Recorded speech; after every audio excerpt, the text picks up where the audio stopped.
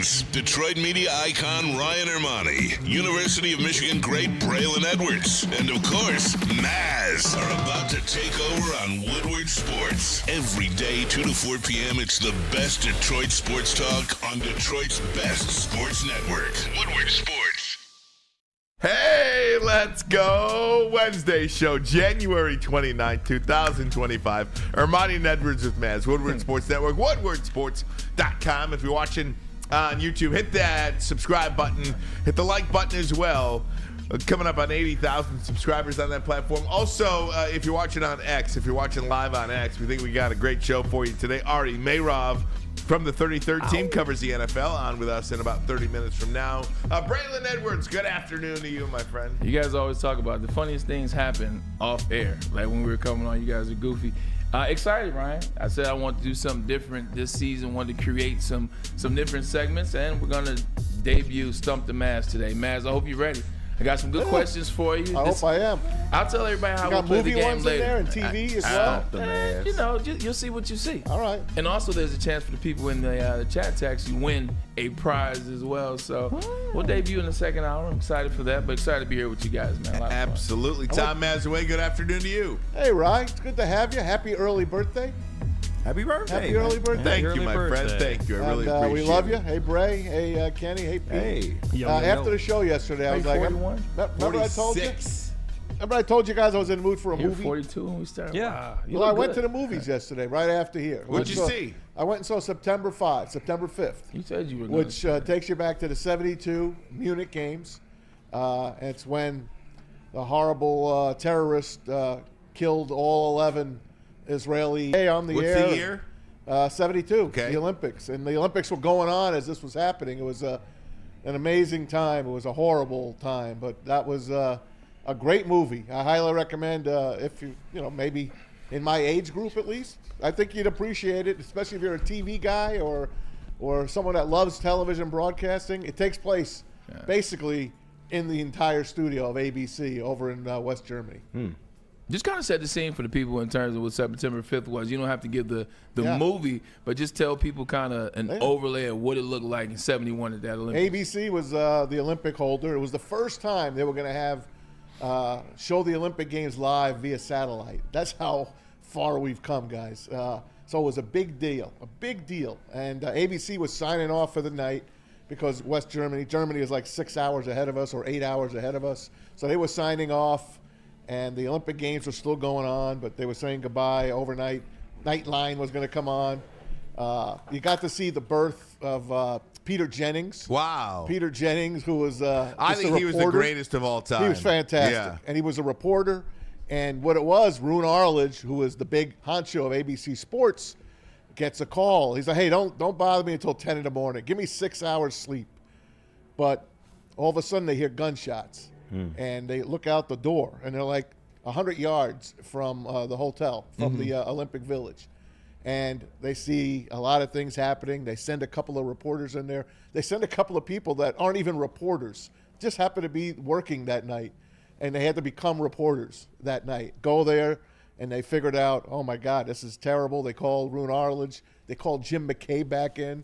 Jim McKay was supposed to have the day off, because he just hosted – no, not that one. This is the real Jim McKay. You know what's interesting about Golden Jacket? What you're telling me, Maz, is like whether it's the 72 games, the terrorism there, whether it's 9/11, whether it's OJ, the people who are really into it were alive and do have something to draw back on. They just have those feelings again. They remember what happened, almost every single detail that happened. And that's kind of brings me to this next thing about O.J. Simpson. Can't get enough. Never. Can't get enough wondered, juice. because I heard this weeks ago that Netflix was about to release a new 4-part series on O.J. Simpson, and I'm thinking to myself at the time, how much more do we need from this O.J. Simpson story of 1994? The murder, the trial, the unrest. It's kind of like ESPN with that 5-part. It was like after that, I was like, okay, it's nothing else. I mean, we had the FX with the Made in America. FX. Cuba Gooding Jr. You had the Netflix documentary. You had the ESPN documentary. You had movies. You had everything. Watch them all. What do we need? And I'll tell you. So this morning or last night, depending upon how you look at it, the 4-part documentary.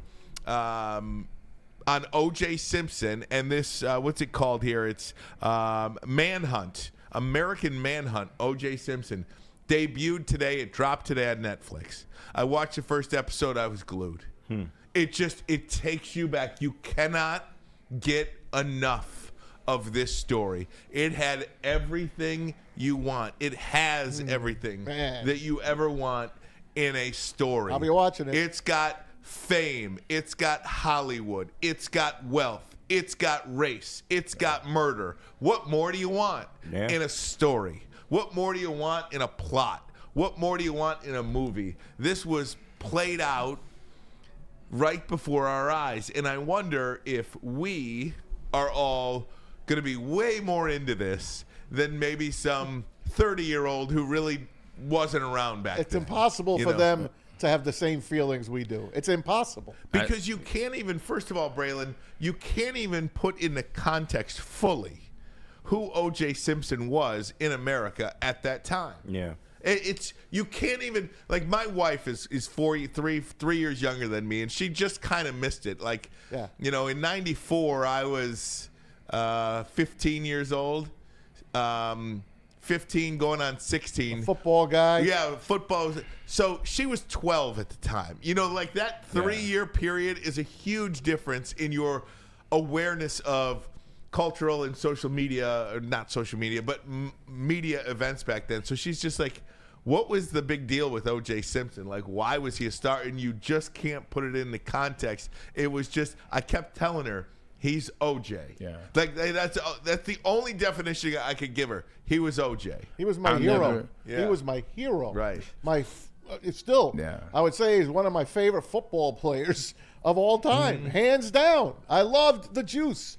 I listened to it on radio because the damn game was blacked out in New York at Shea Stadium in the snow when he went over 2,000 yards. Marty Glickman on the call. I'll never freaking forget it. That's how much I loved OJ. That's how much. I think for me, you know, being an 11-year-old, you know, young black kid at the time, like I remember it vividly. Maz, you know, my dad played in the NFL, so one of my favorite things to do was ask my dad when we were in spare time or he was just sitting down and relaxing was, Dad, who's your favorite player? Like running backs, like the same stuff we do and have fun with today. I would ask Dad, what was OJ like? What was Earl Campbell like? Who's better? OJ was the first name like greatness that I kind of recognized as well, man. So like as I'm 11 years old and I'm watching this live, as we're about to move from Atlanta back to Detroit, mind you, this is maybe a couple days before we move. I'm watching the guy my dad said was this great football player that I've seen some highlights on NFL films, but I know him as a movie star or a Naked Gun NFL analyst, and now I see him like fleeing from the police, allegedly murdered. So then you go from there to obviously the trial and the separation of America and what it was. Like I remember that time vividly. I remember it was that verdict when it came down and what the decision was. You know, you had one side of America and the other side of America, and it was crazy times. So like, yeah, I'm gonna be glued in because I remember vividly where I was, what I was doing. I remember when the chase started, I was living in Atlanta. By the time they got to court, I was back in Detroit. Remember the whole thing like it was yesterday. I was watching the Knicks and Rockets. I mean, come on. Yep, we The all New York Knicks. Crying out loud. Was it a Friday night? NBA Finals. Was it a Friday night? Yeah. I think it was. Might have been a Thursday or Friday. Yeah. I think it was a Friday night. And there it is. And what do? They put the game in the small box while they're doing this thing. It's crazy. amazing. It was amazing that they cut away from an NBA championship. That's how big this was. Do you think that? I just. No, sorry, my bad. Oh no, you. I just. It was a remember Friday. The big question I had at that time, the only question I had, why is he going so slow? Like no, and not even in a funny way. Yeah. Like at 11 years old, I was confused. Like you say speed, you say police chase on TV and movies at my 10, 11-year-old self. it's action, it's flying, and not 90 miles, 100 miles per hour. They're rolling, they're moving. Right. He was just cruising, and everybody was letting him cruise. Ryan Maz, it was so confusing. Like, what the heck is going on? It seemed like he had an escort, a reverse escort. Right. No, it's crazy. And as somebody that was born like as this was happening, I was born in '92. Do you think that it was just a product of that time period too? Because if the OJ case were to happen today, it probably wouldn't be as popular as it was back then. But you know, with social media and just information being at our fingertips, we're desensitized to a lot. But at that time period, with somebody as big as OJ, I feel like, you know, being a product of that time period, it was bigger then than it would be It now. absolutely was. There's no doubt about it in my mind. Number one, because you didn't have a lot of options. Right. I mean, there was cable, but it was like CBS, NBC, ABC, and some cable channels. Yeah. There was no. There was computers around, sure, but nobody sat like with their this. laptops open. Nobody had cell phones. Only the very rich had cell phones, car phones. Really, they had a car phone. Mm-hmm. Or if you were Zach Morris on Saved by the Bell, you had that phone. I mean, it's truly so. I think there were, you know, at the time of the verdict, there was 225 million people in the country, and 150 million people watched. Like, think about that. Yeah, that's I don't crazy. think you would ever have anything happen. I mean, heaven forbid. I think if you had a 9/11 type event these days, the country would be split. You wouldn't have everybody coming together. No. You know, just like there's nothing that I think we would have this unified glue to anymore, in my opinion. I just don't think it. There's just too much. One of the things they disagree. popped up on that movie last night I was Yeah. watching, September 5th, 1972. Yeah. They said 900 million people were watching. 900 million worldwide were watching that event. The unfold. Olympics used to mean that something way bigger, right? But they were watching literally the terrorists that day, that whole night. 900 million people. I disagree. I think I just have to find out what that equivalent would be. Like, OJ at that time was the only black man that was accepted in both worlds. Whether he wanted to be in the black world or not, he was accepted universally in both worlds. That's what OJ was. And then he allegedly kills his ex-wife, who we allowed him socially he was allowed to marry, and then he kills her new boyfriend, and then not disappears, but then goes on the run, then evades the cops, or he's on the chase in his Bronco. You could come up with a scenario today. I would have to figure it out. Like, if LeBron was married to a white girl, divorced her, and killed her, and then her boyfriend, and then cruised away as the police were behind him. I don't know what it would be, but something could be like that. Potentially. I'm also just, it's so remarkable. Nowadays you could understand it because you've got this cell phone and you could just send a tweet out and let everybody know where to meet up. When you think of that slow speed chase, that Bronco chase, and you see the thousands and thousands and thousands of people gathered along the highway, on the overpasses, they on the know? bridge, how did it get out so fast? Word of mouth. That was word of mouth was all you could do at that time. Literally. That's all you had. Man. All you had was landlines and word of mouth. That's all you had. OJ's on the 405 going 30 miles per hour. Right. That's what It's pretty remarkable. So you've got that. And I will say, so just to get back to my original point about what more could possibly be said about this, the first 15 minutes, there are new clues that are just mind-boggling how these things were not presented in court. When he got to the airport, right? This episode, the first episode, you learn, overall, the 4-part series is all of the little things that were enormous things that just did not get tested. Wow. Did not get were not admissible. Did not get brought up. Witnesses who were not called to testify, and you're like, how? In the first 15 minutes alone, if the evidence presented in that 15 minutes, He would have been in jail. for life. Yeah. And if Darden did not ask him to try on the gloves, Yep. he would have probably been in jail. Yeah. Pretty it's much. almost about the mismanagement of the police. It's the mismanagement of the evidence. The prosecutor. It's Attorney General, the boneheaded moves by the prosecutors that essentially allowed him to get away with murder. Yeah, like at every turn, like that's always been the conversation. Whether it was, at making Mark Furman your star witness, a known racist who had also said racist things about Judge Ito's wife, the current judge on the trial. How dumb can you be? Yeah. Or leaving blood in the car overnight. Now you can't even test it the right way that you're supposed to. Like, give me a break. Like that's crazy. always been the conversation. It was the climate at the time on top of just negligence all the way around by the GA. Do you How you Let let me Rob ask you guys how'd this. you let Rob Kardashian take that Louis bag? I know. Yeah. Like me we ask you watched guys. it on camera. He I want to ask fucking you one at a ripped the time. bag. I'm not going to ask Kenny because he wasn't born. I'll ask you three. What's up? Did you want him to be innocent? Absolutely. Yes. I Okay. cheered for his innocence. How about you, Yes. Braylon?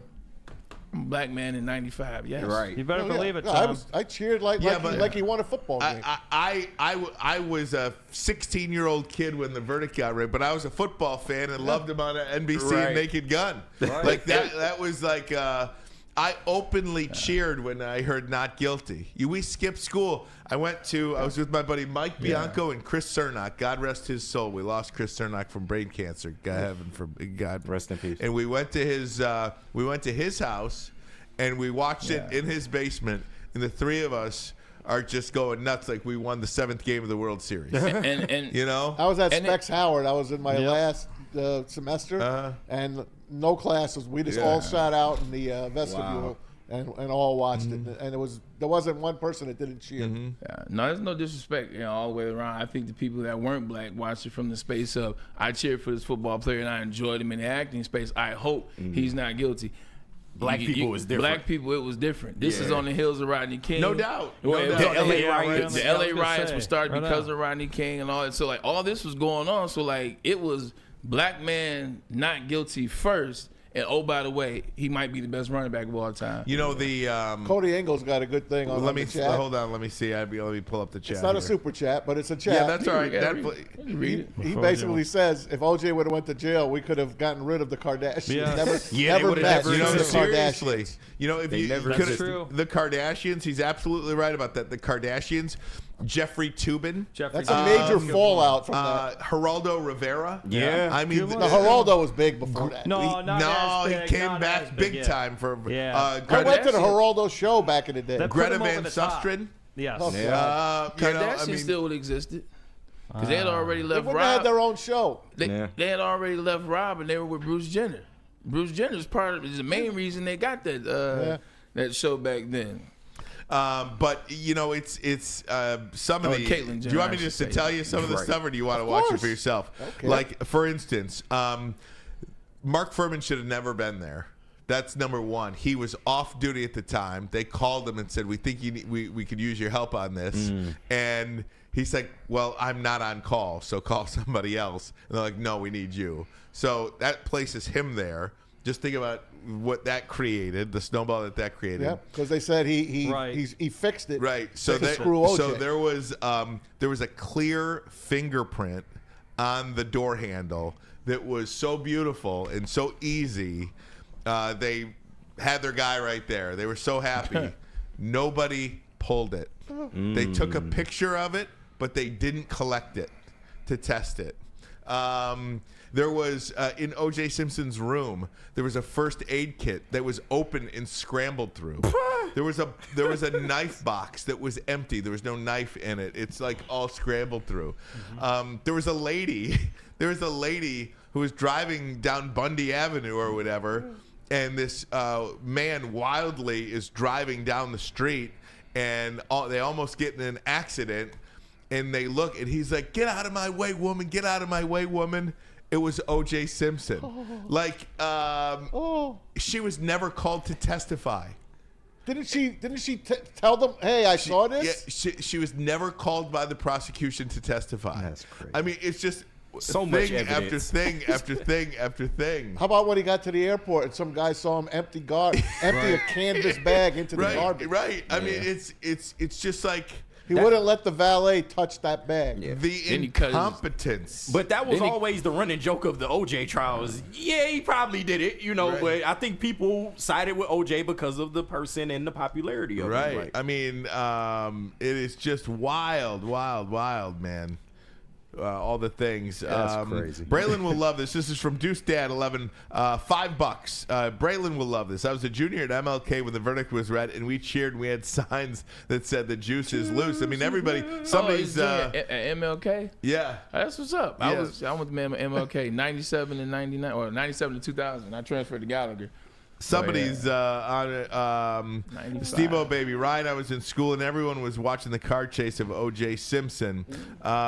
Somebody's making fun of me because I openly cheered the verdict. I mean, I was a 16-year-old kid. Yeah. And all I cared about was football and O.J. at the time. You know what I mean? Yeah, like, I did. yeah, I mean, personal growth is such a thing. You know? The biggest thing I think you remember about the verdict is the reaction in Times Square.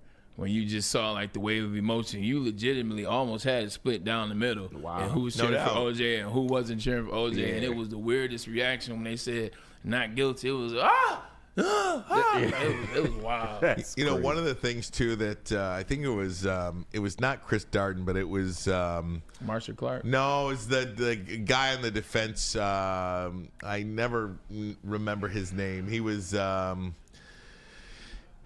The other white guy. no, he's a black guy. He's the little guy. Is he the little? No, he was. I forget his name, but he's just like justice comes in many ways to many different people. And, you know, heaven forbid me to speak for, you know, a black man, like, you know, but for black people at the time too, that wasn't about that one case. That exoneration was about bigger than that. the Yeah, way bigger. miscarriage of justice for many years. Yeah. Would you agree with that statement Yeah. too? 100%. You know, and that's what you were It's just like cheering if the for. Lions won a Super Bowl. That Super Bowl win wouldn't have been for the 2024 season. Right. That's for everybody to cheer for the Lions from the last 65 years. Well said. It's the same thing. Well said. And I think, you know, for a lot of white people, too, at that time, that was the first time, truly, They lost. that you understood how screwy the justice system could be. Okay. That was Yeah, I the can see first that. time that I think white people, Well, you're like, how? at the time, really opened their eyes to just how corrupt the justice system could be. Yeah. Right? I mean, Yeah. is that a fair statement too? Or is guess. fair I no? think No, so. I see exactly. You know? I see I think so, exactly yeah. what you're saying. Especially Yeah. being the son of a judge like I was, it definitely opened up my eyes because know. I always thought it was a perfect world that Dad always did everything Right. right. I'm not saying that my dad did Textbook. stuff wrong, but you know what Sure. I'm saying. Yeah, I just He- always wondered. Just nobody. I feel like outside of the defense team, nobody was ready for that trial. Like Ito wasn't ready. This is the first time they opened the doors to a trial of this magnitude. The defense team, the DA, they damn sure weren't ready. Marsha Clark was having all type of issues. Remember, she cut her hair Right. in the process of the court to try to up her appeal a little bit. Christopher Dart, like they weren't ready. Ito wasn't ready. Like even the media wasn't ready. So I think no one was ready. The defense team, Right. they took advantage of that. Right. Like what do you call it? The dream team? Right. Dream team took advantage of that. As a white guy, you're just like, oh yeah, you know, he's guilty. He's gonna go to jail. Right. That's what everybody thought. The cops are right. Should The have, cops but- did the right thing. Yep. You know what I mean? It sucks It was that clear that it yeah. didn't work like that. Well, It just sucks that it sucks that we had to rejoice in that manner for someone you know that did it. I didn't know then. Right. You know, Right, as an right. adult, I know he did it. But it sucks that the rejoice had to happen over that 100%, case. man. But Yeah. it was what it was. You're talking years and years and years and years of actually not even being guilty. Right. And then you're like walking out, to your point, Right. you're walking out of court like, how the hell is my son going to jail? Right. How the hell is my uncle going to jail? Like, he didn't even do this. So for it to be on the other shoe, you're right. 95, white folks was like, wait. Right. Not all white folks. Not The all. white folks that were not for OJ. At Let's just say that that. time, absolutely, I think that was the The only case. white folks that were appalled were people that really had no idea who OJ was and what he did up to that point. Imagine- And anyone that was a family of the Goldmans and, of course, Nicole Brown Simpson. Of course, that family. if that's your family, of course, you want the death penalty for the guy. But if you're not that family, I think most people were on OJ's side. Maz, you are a sweetheart. I tell you this all the time. I love you to death. I love you to death. I am sad to inform you, you are in the minority of white individuals That's a fact. that wanted OJ to not be guilty. Really? I think we were, Like 100%. No, we were Like, Maz, absolutely at that time. At that time, there's maybe 12% of your population was like that. Wow. 100%. It was a And different also, time. too, it's just where the lines were at that time, where they still are, but it's where the lines were. So it's more, you got a lot of people that watch OJ, but also when it came down to that, they had to side with what they believed, which was this side versus this side. Fascinating 4-part docuseries. I'm though. watching I it tonight. encourage everybody to Come watch on. it. Yeah. I got something to watch with Kathy now. Absolutely. No doubt. Cannot wait to watch it. I get that. Amen. Cannot wait to watch it. All right, Relationships are guys. better when there's something to watch. Hey, It is. how about some We've been football? struggling. How about some football, gang? Yeah, they big man we in love the talking chat. to this guy, Ari Meirov, Oh, who yeah. covers the NFL for the 33rd team. You can find him on X at My Sports Update. Going to join us next. We'll talk about everything from the Detroit Lions coaching carousel to everything happening in the NFL. We'll talk to Ari next. But first, a message from Planet Fitness. Time to get in shape. I went to the gym today, I went the day before, and the day before because your fitness is Was Dick essential. Van Dyke there? Hey, you see, Dick Van Dyke, 93 years old, working out 3 days a week. Amazing. Excuse me, 99. You too could work out 3 days a week because it's 50 metropolitan Detroit locations. Actually, there's more than 50. Planet Fitness is a gym for you. It's clean, it has trainers, it has the upbeat vibe that you need, and there's no judgment. Now, I don't need to come on here and give you a spill today. Just come down to Planet Fitness because they also have fitness that fits in your budget. And listen, if you're tired of listening to us talk about OJ and you need a drink, we understand, man. But go to 1800 Tequila to get that drink, man. 1800 OJ had Tequila. 1,800 yards a couple times. Yeah, that's a fact. The official tequila of Woodward Sports Lions watch parties and the post-game shows that we miss ever so much. But they are the proud sponsor of your and our Detroit Lions. 1800 Tequila, the best taste in tequila. And please, y'all, drink responsibly. No one gives away more cash and prizes than Woodward Sports. You don't believe us? Here's our latest $10,000 winner. You know, you guys posted, hey, if you guess all this stuff right, we'll give it's $10,000. I'm like, okay, well, why the hell not? And the winning doesn't stop there. How about our Outkick Your Coverage winner? I think you won. You guys everybody. This guy's got a hot girl. Bigger prizes, bigger giveaways, cash, merch, tickets, and more. All from the biggest sports network in Detroit. No one does it bigger and better than Woodward Sports. Make sure you're following, liking, subscribing on Instagram, Facebook, X, and YouTube for your chances to share in the winning. From Detroit's #1 sports network, Woodward Sports. Stop searching for a vehicle and start finding one. Les Stanford Chevrolet Cadillac makes it easy. We harness the power of multiple dealerships and own the biggest selection of GM brands in the area to get you the car you need. With the Les Stanford Group, you'll have access to 4 different dealerships, providing you with more makes, more models, and more choices. We're connected to more than 1,000 vehicles, and with so many high-quality CPO vehicles available, you'll find new car quality at pre-owned prices. You can start and end your search at lesstanford.com today. A network for the city, by the city. Woodward Sports is Detroit sports. How do people feel about getting a Planet Fitness membership for $15 a month? How do they like working out in a clean and spacious gym that's filled with equipment for every workout? And how about free fitness training in the judgment-free zone that leaves them feeling energized all day long? Join Planet Fitness today with the free PF app, online or in club, and start getting that big fitness energy for $15 a month. The most talked about Detroit media by other Detroit media, and we love it. It's the Woodward Sports Network. Walk into any Lady Jane's Haircuts for Men today. Open 7 days a week. Sit back, relax, and enjoy precision haircut, scalp massage, hot leather neck shave, and hot towel treatment from one of our talented stylists. Step up your game this season and take advantage of our $20 haircut special. Scan the QR code and get your coupon today. Lady Jane's Haircuts for Men, the ultimate haircut experience. Open 7 days a week. Walk-ins always welcome. Lady Jane's Haircuts for Men, it's wicked awesome. Thank you to all the fans for making Woodward Sports your #1 online destination for Detroit sports. We promise not to drop the ball.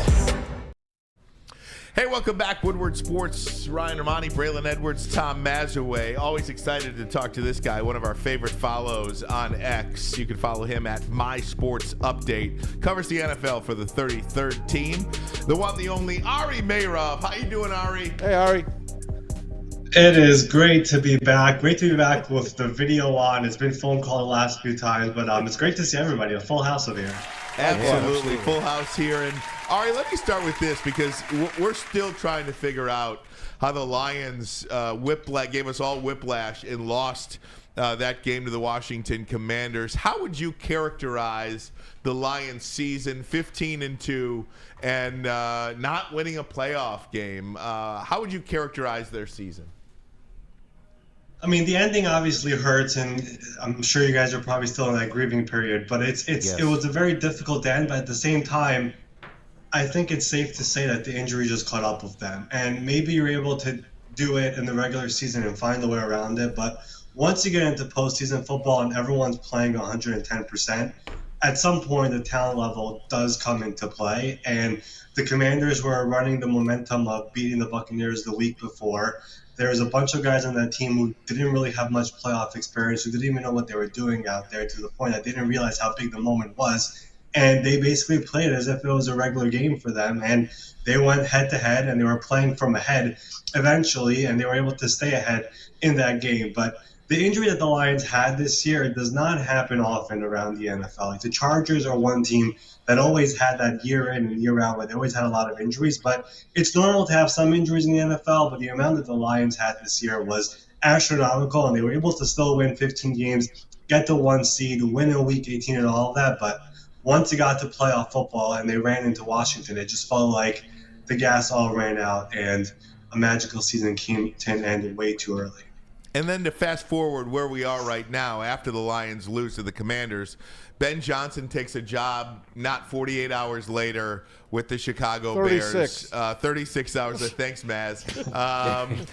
Aaron Glenn gets a job, days after that. But nonetheless, Cliff Kingsbury, the Washington Commanders, did not interview for jobs during the playoff run. Joe Brady in Buffalo did not interview for head coaching jobs while his team was still in the playoffs. Bill Belichick has said that he believes the rules should change. I think a lot of fans in Detroit are taken aback, especially when you lose like the Lions lost, 5 turnovers in that game, that Ben Johnson, was he, quote-unquote, distracted? Obviously not, but the argument could be made that his mind was somewhere else. What do you make of the NFL's policy to allow these coaches who are in the playoffs the ability to interview for other jobs? The NFL has made tweaks to the entire coaching cycle year after year, changing things, trying to really make the process go longer. But this has been an issue that many teams in the playoffs have said for a long time. It bothers them. And I'm not going to say the reason the Lions lost is because Aaron and Ben took interviews during their bye week, nonetheless. It was not during the actual week. But I do think it's a bit of an issue, but there is no real solution. The only one where I've spoken to executives and coaching agents and people who are involved in this process is if you move the entire calendar once the offseason starts, because as soon as the Super Bowl is over, the Combine is 2 weeks later. So you already need to have your coaching staff in place and ready to go.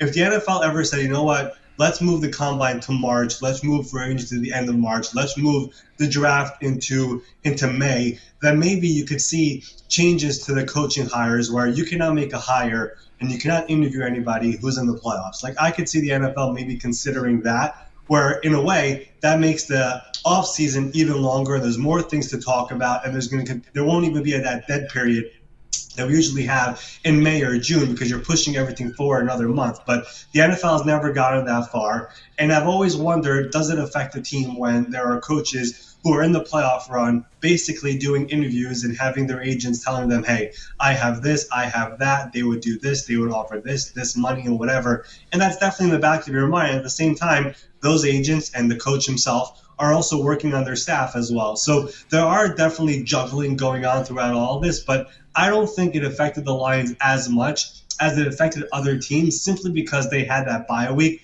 And that's where Ben and Aaron really did a lot of their work when it comes to their coaching.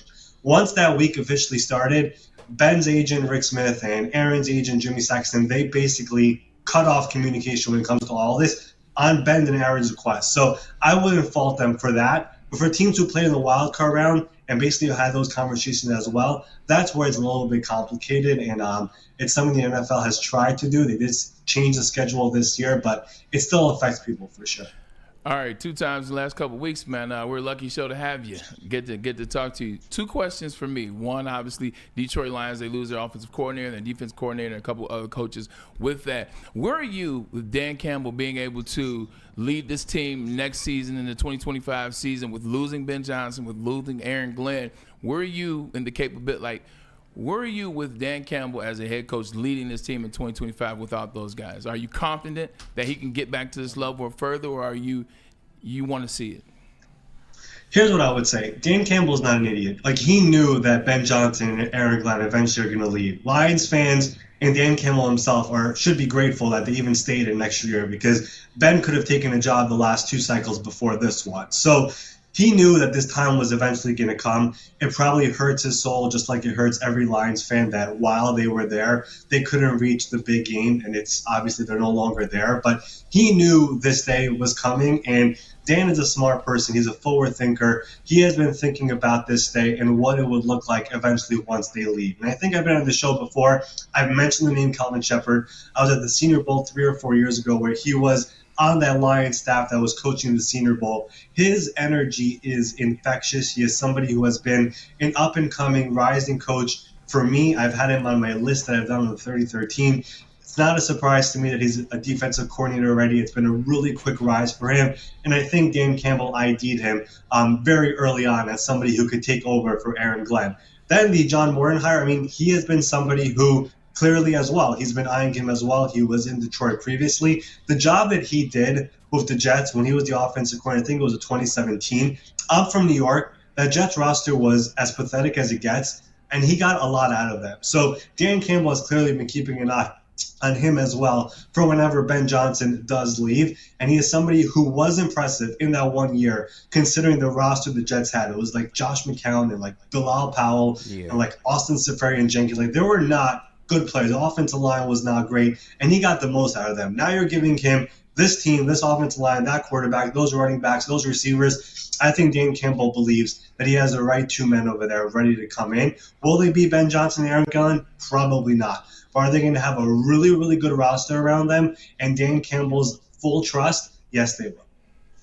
I appreciate that. And the second question, it's about one of those coordinators you mentioned, Aaron Glenn. Now with my team, the New York Jets, what are your thoughts on the Jets landing Aaron Glenn, former player for the New York Jets? It seems like, to me, a really good fit. A lot of my fellow alums are very excited with the picks. We've been on the message boards exchanging information. We feel like, especially me, I got a chance to see him for the last 4 years. I think it's a great pick. What are you with the New York Jets and Aaron Glenn?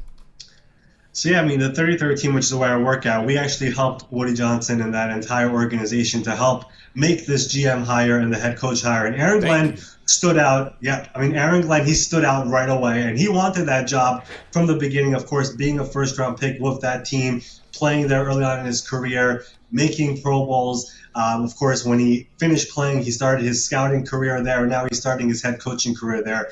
He stood out for them as a leader, a culture guy. They need somebody who could hold people accountable and could do more than just talking. And basically, they view Aaron Glenn basically what Dan Quinn did in Washington in year 1. Defensive mind doesn't make a difference what he is, but they think he could rally this team around. There's so much talent still on this roster that people don't recognize that, whether it's from premium positions.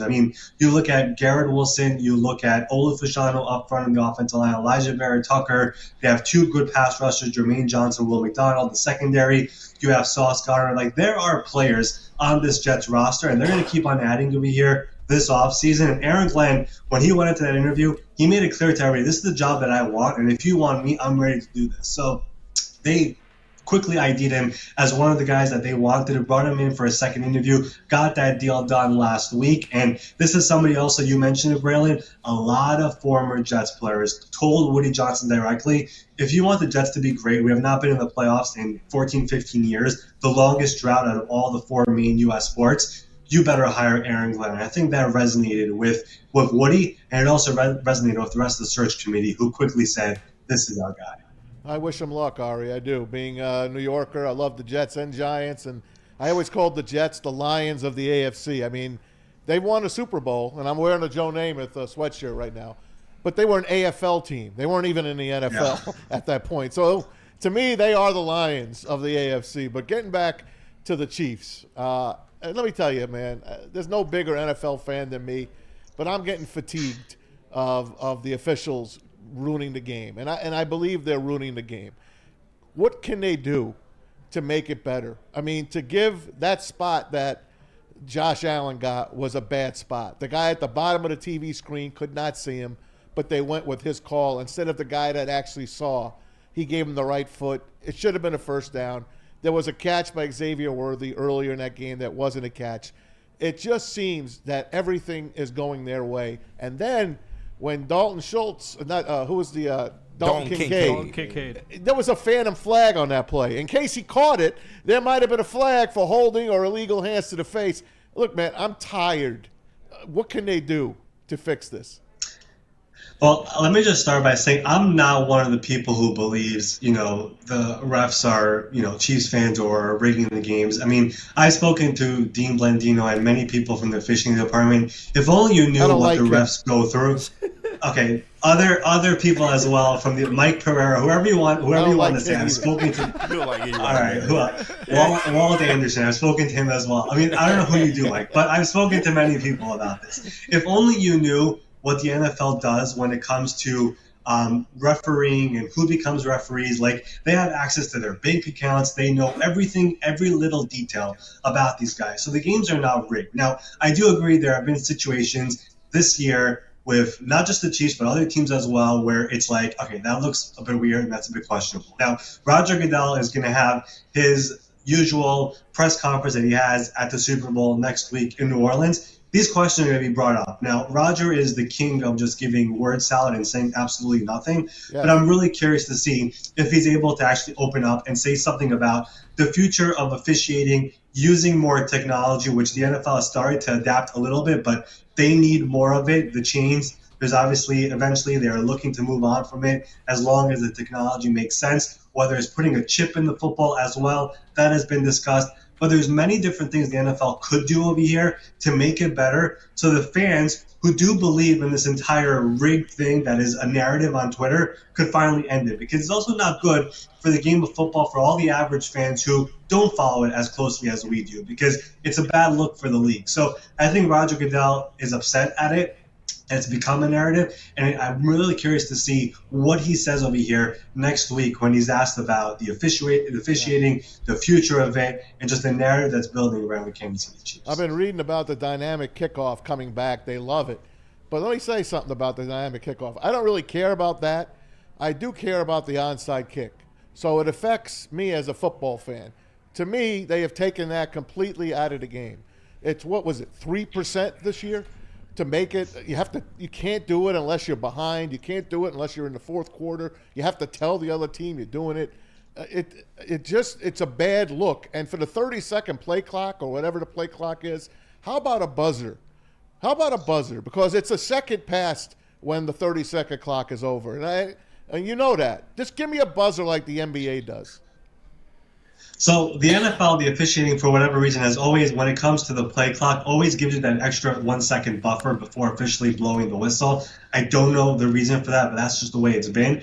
As for the kickoff rule, the onside kick, I understand people like the surprise on kick, but how often do we actually see it? Like, I kind of understand the NFL saying, you know what, we need to change the kickoff rules for health and safety and the concussion problems and the fact that it became a bit of a bathroom break or a ceremonial play basically before that. Last year's Super Bowl that we had, 13 kickoffs, 13 touchbacks. Like, the NFL doesn't want that play. So they had to give something away in order to make the change. And they have seen more returns this year. What I will say is I think they want to make it even more exciting. And part of that change might just be, right now, a touchback with this kickoff goes to the 30-yard line. Yeah. I think they want to consider making a touchback to the 35-yard line. Or 40.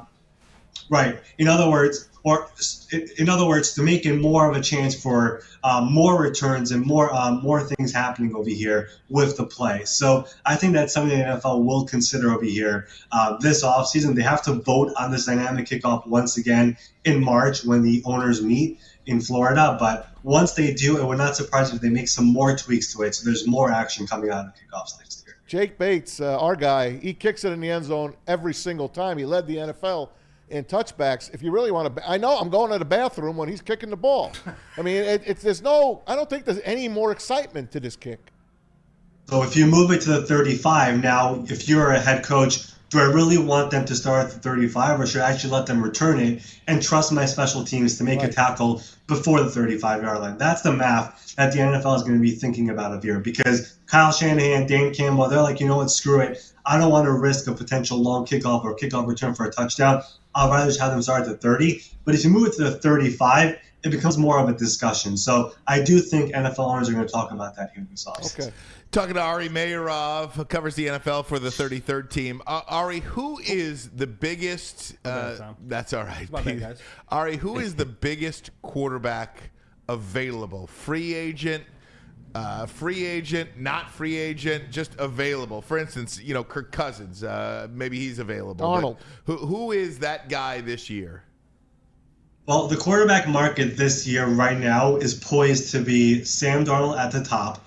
He is going to become a free agent. I don't envision the Vikings extending him on a big deal. So he's going to become a free agent. I think the last 2 weeks of the year obviously hurt him a little bit, but I still think he should be able to get a Baker Mayfield type deal, which is 3 years at about $33 million per year. Where that is a different question. Russell Wilson will become a free agent. I do think Kirk Cousins, I know the Falcons said we're willing to keep him as the backup. I'll tell you right now, he will not be the backup in Atlanta next year. I think he more than likely gets cut. And wherever he ends up going, he could sign for a minimum contract just like Russell Wilson did in Pittsburgh because he's still getting paid in Atlanta. So I think that is a bit attractive. So those are your three top veteran quarterbacks. I think the Derek Carr situation in New Orleans is also interesting because his contract essentially is cuttable, and there's been a lot of talk over there that he might not be the future there anymore. So those are probably four veteran quarterbacks. And then the draft, you're going to hear a lot of Cam Ward and Shedeur Sanders, which I'll tell you right now, they will go high in the draft. But the top four quarterbacks taken last year, that is Caleb, Jaden, Drake May, and even J.J. McCarthy, would all be ahead of those two guys in this year's draft. Without question, I totally agree with How you. about Aaron Rodgers? That's what I was just going to ask next. Aaron Rodgers, is it Jets or nobody? Or are there, like the Titans, for instance? Is that a possibility out there?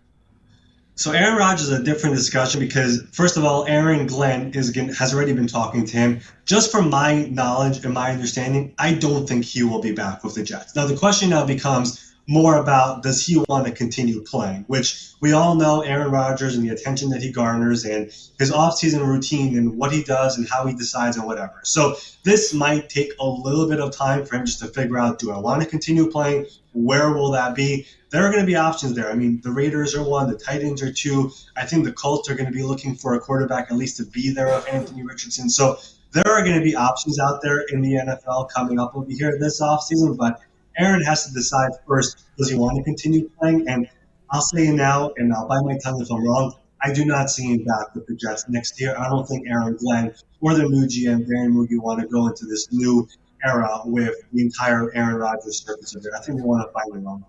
You mentioned the Raiders, Ari. The Raiders are an interesting team to me because that is a team that they've got nothing. I mean, from my perspective anyway, they've got nothing.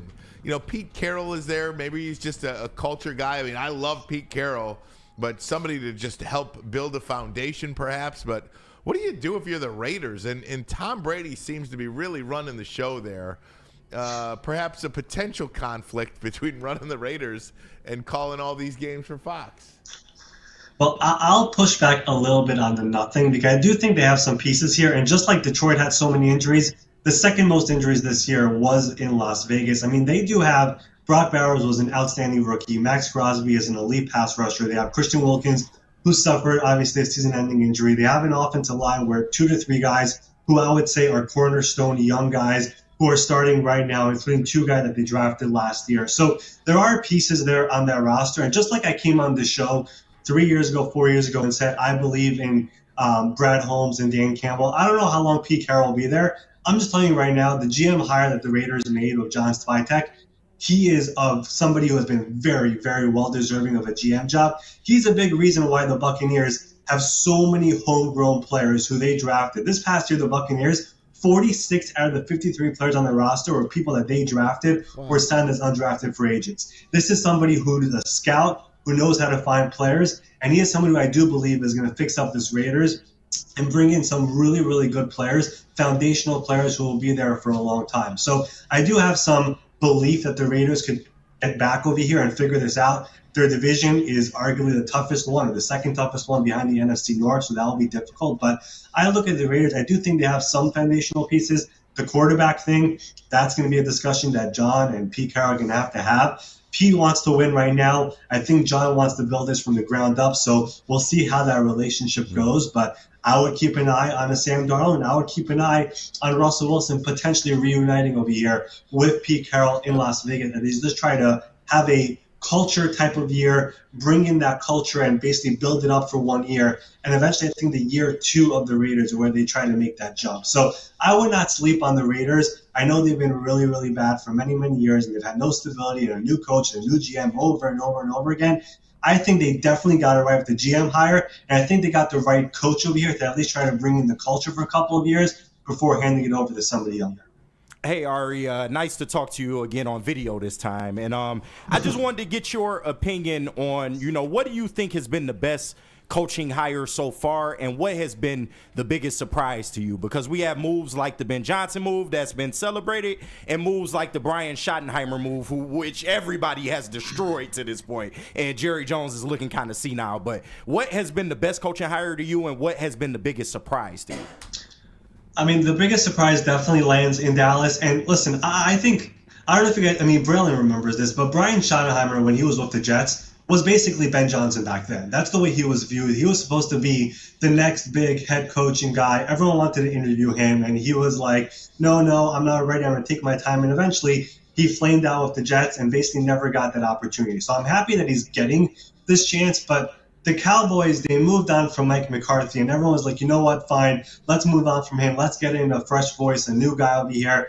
There was all that talk about Dion and, bringing in a big name or doing something like crazy. And then all of a sudden you decide, you know what, we're just going to elevate that OC, who is not calling plays, by the way, to now become our HC, just so we could have over here continuity, and we're able to not pay that much money for the guy. So I just didn't understand that hire. If you're going to move on from Mike, at least bring in somebody new and try to start fresh and start a new era over here.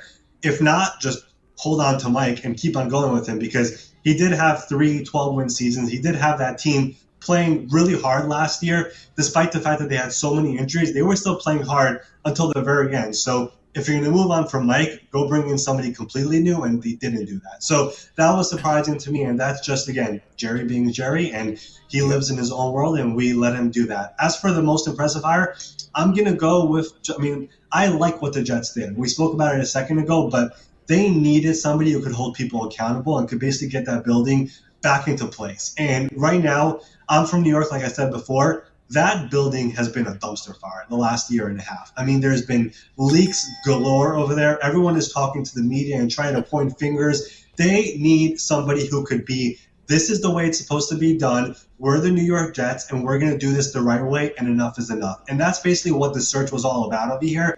And basically, they identified Aaron Glenn early on as somebody who could basically hold people accountable and get people to do their job and shut their mouths. So, as I said, there's a lot of talent on this roster. They're going to reset, I believe, at the quarterback position, and they're going to try to turn this around as soon as possible. So I just like that hire, just knowing where this organization has been the last couple of years and how dysfunctional the building has been. He is moving on from a lot of people who were there over here over this last couple of years. He wants to start fresh from all 3 levels of the building, from the front office, the coaching staff, and also ownership committed to him that we are not going to meddle at all. So this is a new era for the Jets, and Aaron Glenn, I think, is the right guy over there.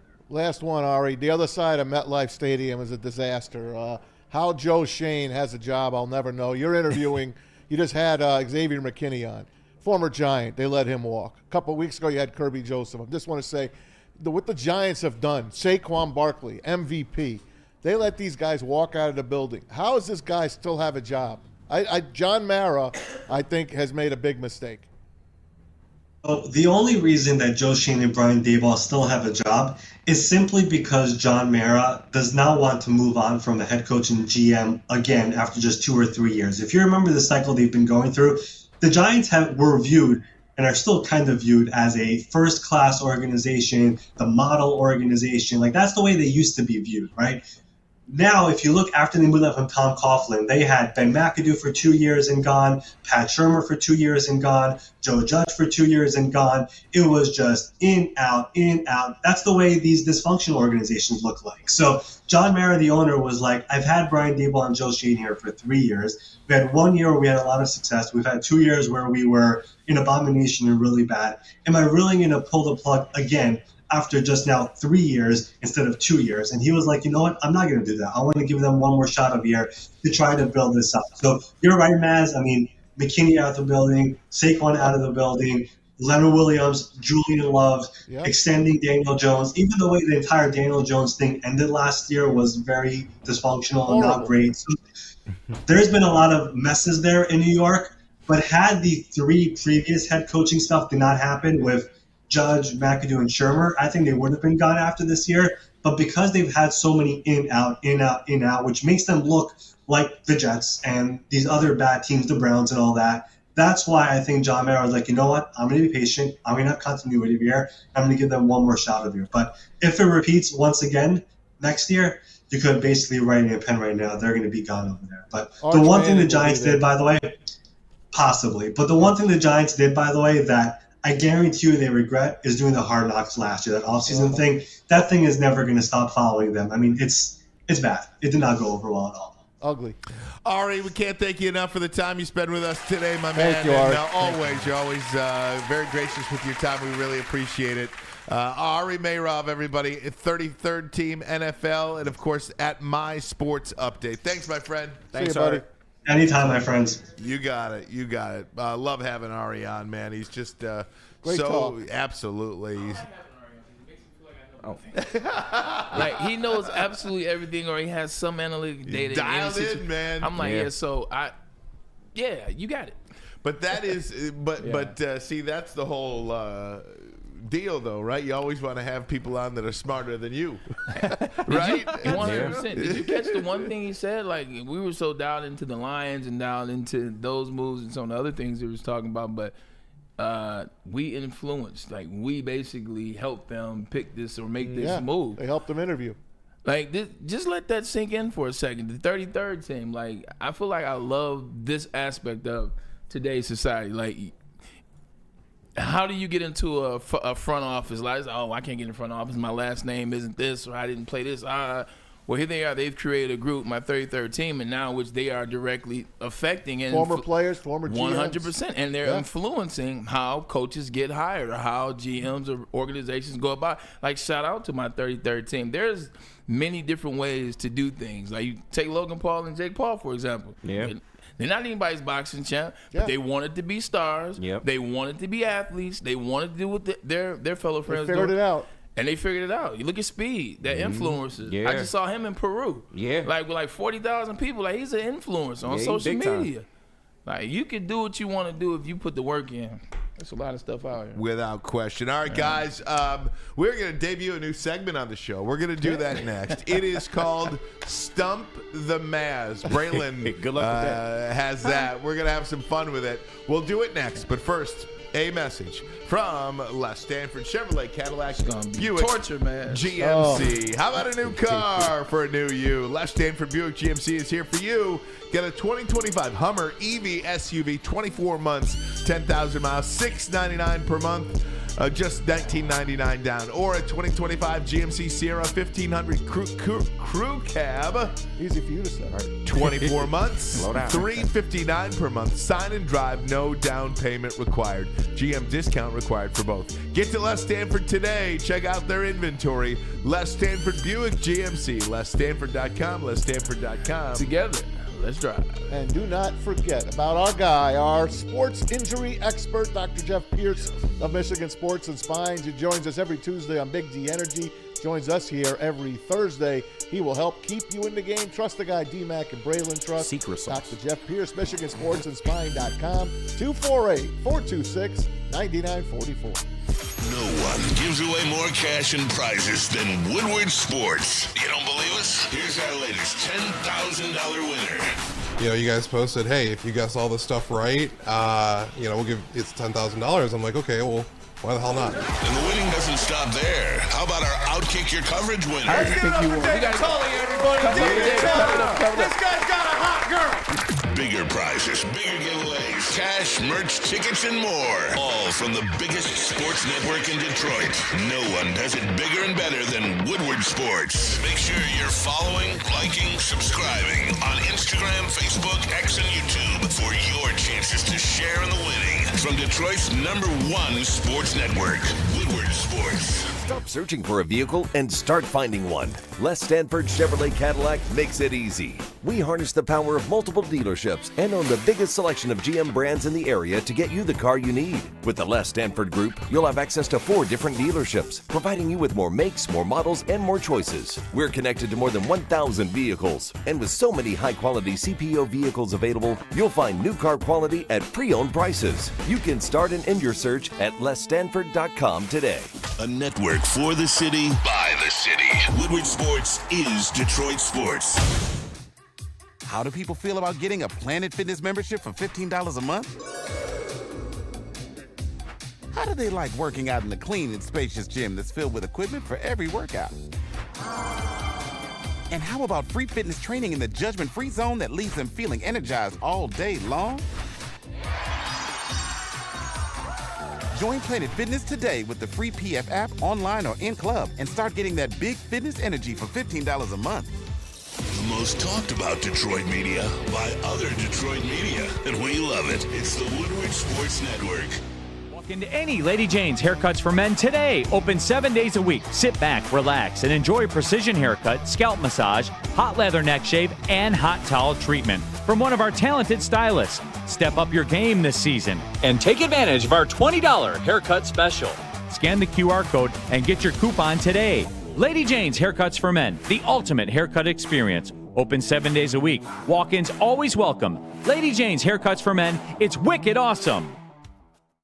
Head to WoodwardSports.com and click on Shop. Get the latest in Detroit sports apparel and exclusive Woodward Sports gear. WoodwardSports.com can get the whole team outfitted. Love the Pistons, Red Wings, and Tigers? We got something for you, too. Shop online at WoodwardSports.com.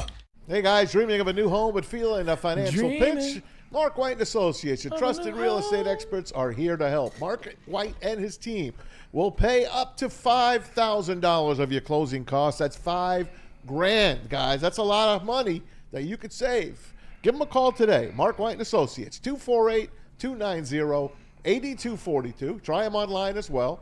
MarkWhiteSells.com. Again, 248-290-8242 to make your dreams come true. I think Ryan fell in, so since he ain't here, I'll go through the. Let's go to shop.woodwardsports.com right now, everybody. You can get yourself. Check it out, man. We got some new Tigers and Red Wings gear over there. Get to shop.woodwardsports.com. Get those new Tigers and Red Wings gear for your friends and family. Hey, get yourself some new Pistons gear as well. And, of course, we always have your Lions gear ready to go because we know you still love your BNL Lions. Head to shop.woodwardsports.com right now and load on up. It's funny when you're here, everybody forgets that I can host too. Right? People's like, well, since Ryan's not here, you got it, baby. No, I meant it was his live read. You're a hater. You're a hater. Hey, Ryan, we're going to be there on Friday. We're going to be there on Friday. In fact, the Winter Blast. We are. Who's we? Us. Us. Broadcasting live from the Winter Blast on Friday. Ryan, if you get a $200 super chat, you should do the zip line again. What's that? Ooh. If you get a $200 super chat, you should do the zip line Which again. reminds me. Done? There, Hey! you heard it. Done. You heard it. He's ziplining, ladies and gentlemen. $200 super chat. You got to dig up the old one, though. And it's like a one. It's not like collective. Right. It's a one hit. It's a one-hit wonder. It's a one-hit wonder. Like if they all bid We'll talk more about it. Yeah, and also if you go to winterblast.com and purchase tickets for the broomball game, the broomball battle at the rink at Royal Oak, I'm actually going to be coaching. Oh wow! What time is that? 4:00. You need skates? Yeah, right after the show. Okay. Do you need skates? No, it's broomball. it's broomball. I figured it might be on So ice. it's going to be the Royal Yeah. Oak Police and Fire Departments Uh-oh. battle Wait a for a minute. good I'm cause. good. Nope, you're good. I'm straight. That's where you need to be. You I don't need to need get to- everybody's shake hands and be like, "Hey, remember me at the broomball?" I don't mess with the police. Yeah, right. No, I'm messing with you. Actually, you're correct. Day Though. day You're force. 100%. Right. You get in the pocket. So $25 tickets. Winterblast.com. Winterblast.com for $25. What does that entail? You get a ticket to the rink to watch the Guns and Hoses. The Guns and Hoses battle. Boat Now, show. was this the one that used to be downtown Yes, Detroit? yes. So they I just remember moved it that. over to Royal Oak. Right. That's Got exact 20th year of the Winter Yeah. Blast, actually. Downtown used to look really great Yeah. for this event, but Royal Oak will look great too. This is the 5th year it's been in Royal Guns Oak. and hoses. Okay. I like it. Downtown was like, look. So yeah, we got bigger stuff $25 going on. Get that out of here. includes a spot to watch the game inside the rink area and an after party at Lockhart's Barbecue lower level. Cool. So for $25, we encourage you to buy a ticket. Good deal. Not bad. They got hot chocolate there? Now, Winter Blast is free, but for this, it's a $25 Barbecue ticket. and hot And all the chocolate just proceeds, doesn't of course, sound good. I want hot go to chocolate a great on cause. site. That's right, Bray. Right? site. So, Yeah.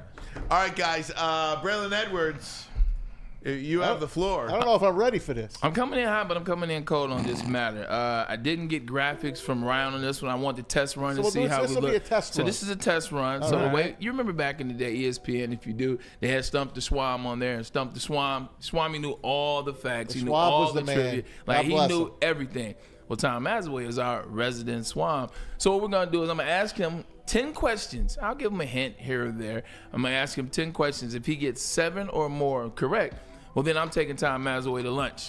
If he does not get 7 or more correct, the first person that gets the question that I ask gets it right in the chat. And look, I know you guys are all gonna look it up. It doesn't matter. It's the person that does it first. Then you will receive $25 via Cash App, so you can take yourself to lunch.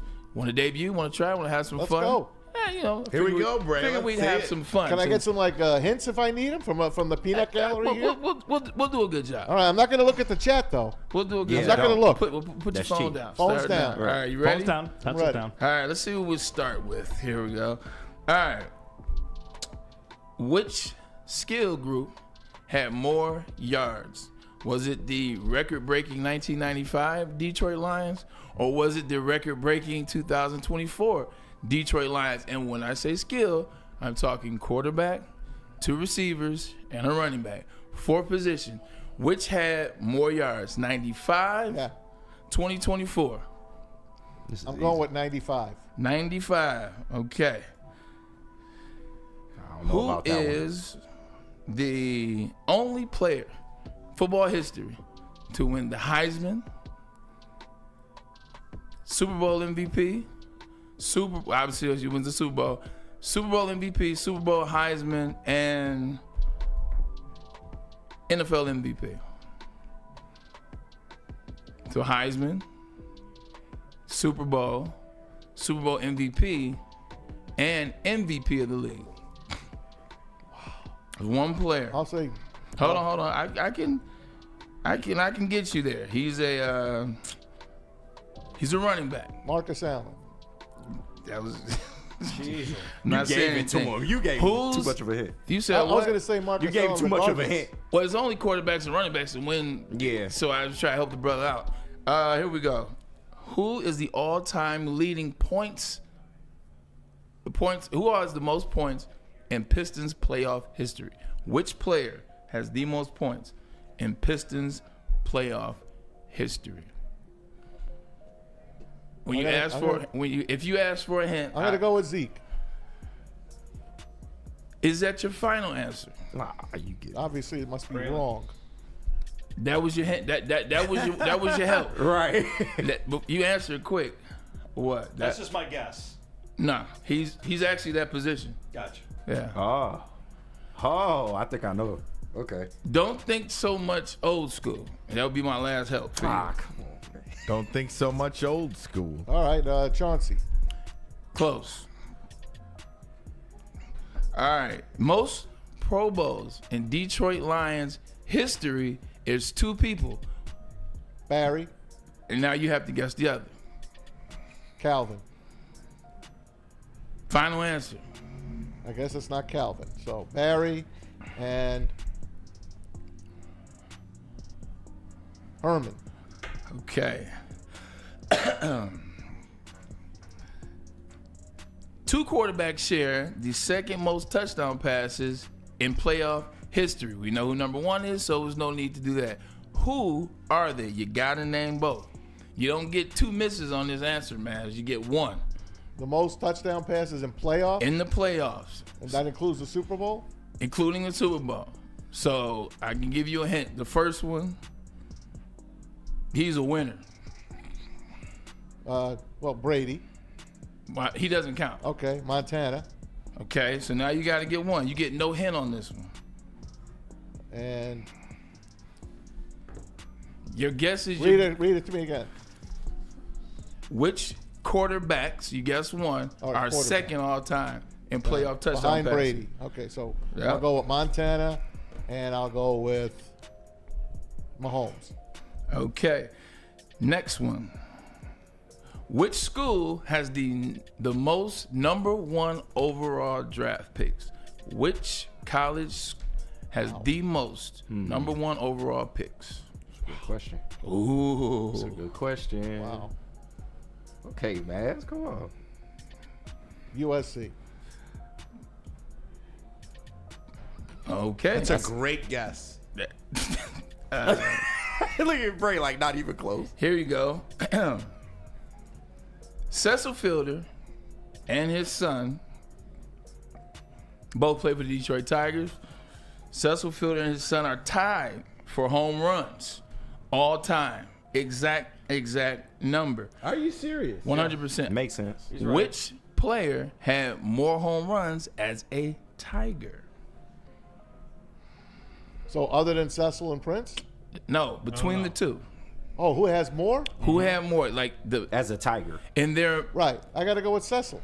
Well, I asked it wrong, but Yeah. You asked it fine. Yeah. I totally The didn't do what career you meant. numbers are the same, but who had the most homers as I a meant to Tiger? say like in the season, but Yeah. that's why I said I asked it wrong. Still But Cecil. Okay, I like it. Here you go. Let's get back to your NFL.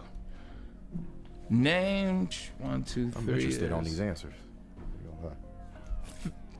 3 coaches have lost 4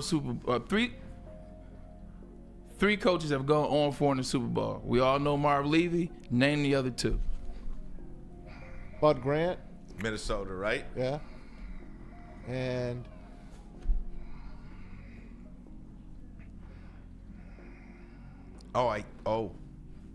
Shula. Maybe.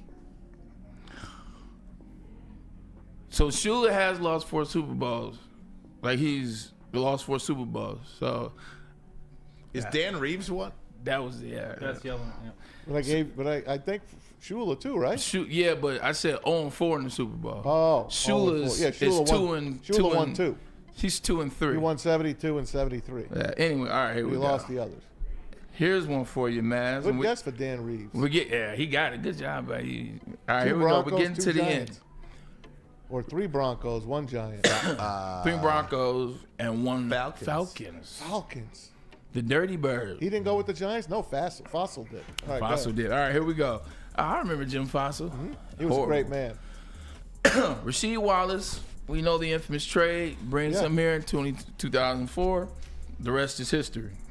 The 2003, the rest is history. Which players were a part of that trade? Now, there are 4 players, and there are 2 first-round picks associated Corliss Williamson. with that trade. So, no, he still was on the team. Yeah, he was. So Corliss that's was still there? Yeah, he was on the 14. Say the question again. He was on championship. name 2 of the 4 players that were traded from Detroit Okay. to either Atlanta or the Celtics for Rasheed Wallace. There was one 2 of the 4. Now, you already guessed one, so you can't get any wrong. Who was the one you said? I said Corliss He Williams. was still no. on the team. Yeah. Yeah, he was. All right, give you a hint, Maz. Well, you know this. one used to work for the network. Say it again. One used to work for the network. Easy money. Oh, Lindsay. All right, Yes. Don't give him no more hints. Lindsay. I can't Otis because he got Thorpe? one wrong. No, it was not Otis. He wasn't even here at the time. No. All right, and last question before we do the tally and then allow somebody to steal. Who was the first NFL player to win 3 MVP awards? First NFL player to win 3 MVP Yep. awards. I think I know that one. Yeah, I think I do too. You think you do? I think so. 3. I think that's one of your guys too. One of the people you like. Is it Dan Marino? No. What? The first one, man. The first player. NFL's been around a very long time. No more hints. 2 people did it by, here, I'll give you a hint. 2 people did it by 67. Oh, The wow. first one did it in 65. Oh, God. Oh, I don't know It's that. going way back. I was gonna say Aaron Rodgers. I was too. We was on the same way. So I would have been way out. Peyton got 3 before Aaron Rodgers. I thought you had two, but yeah. Is he Peyton's also a got 5. famous actor as well? Peyton's got the most ever. He's Bray, got is 5. he Jim also Brown? an actor as well? Tom Mazaway. I guess, yeah. Jim Brown. Johnny Thank you. Unitas. I almost said Johnny U. Well, Johnny got the first 2 before Jim Brown. Damn it. Jim got 3 quick. Damn it. Did you hear All right, my here we question, go. Bray? I wasn't asked if it thinking was an far actor. enough back. All right, Maz, you were correct about 1995. The skill position is not even close. I mean, shoot, Herman alone had 1688, so you're not close there. Marcus Allen, you got that one right. Rip Hamilton Yeah. was the number 1, 2,400 points. He's 200 points more Wow, really? than Nobody knew Isaiah that was Thomas. Number 3 would it be Chauncey Billups, Yeah. and number 4 is number 4, Joe D. Pete guessed number 4 off the top. Most Pro Bowls, Joe Schmidt was the answer that we were looking for. Joe Montana, Aaron Rodgers. Okay. Second most touchdowns ever. USC was the correct answer. Cecil Fielder, 51, was the correct answer. Marv Levy, Bud Grant, and Dan Reeves was the correct answer. Don Shula did lose 4, but he won 2 as well, so he's 2 and 4. Rasheed Wallace, Chucky Atkins, Oh, yeah. Lindsey Hunter, Bob Shore, and Zelko Rabraka. Oh, Zelko. And 2 first-round picks. So now here's a question to the chat, because Maz did not get 7 correct. First person to tell me, question I said earlier, or statement I gave earlier, Prince and Cecil were tied for home runs. What is that number? Maz, the first person. Didn't you just give it? I never gave that No, number. you didn't. I never gave that. No. This is not for you. That's for the chat. Okay. First person in the chat that gets it right, you gotta let me know. How'd the chat do with this? It looks like there's a lot of answers here. Yeah, they A was lot of hitting on good some. answers here. 95 was in here.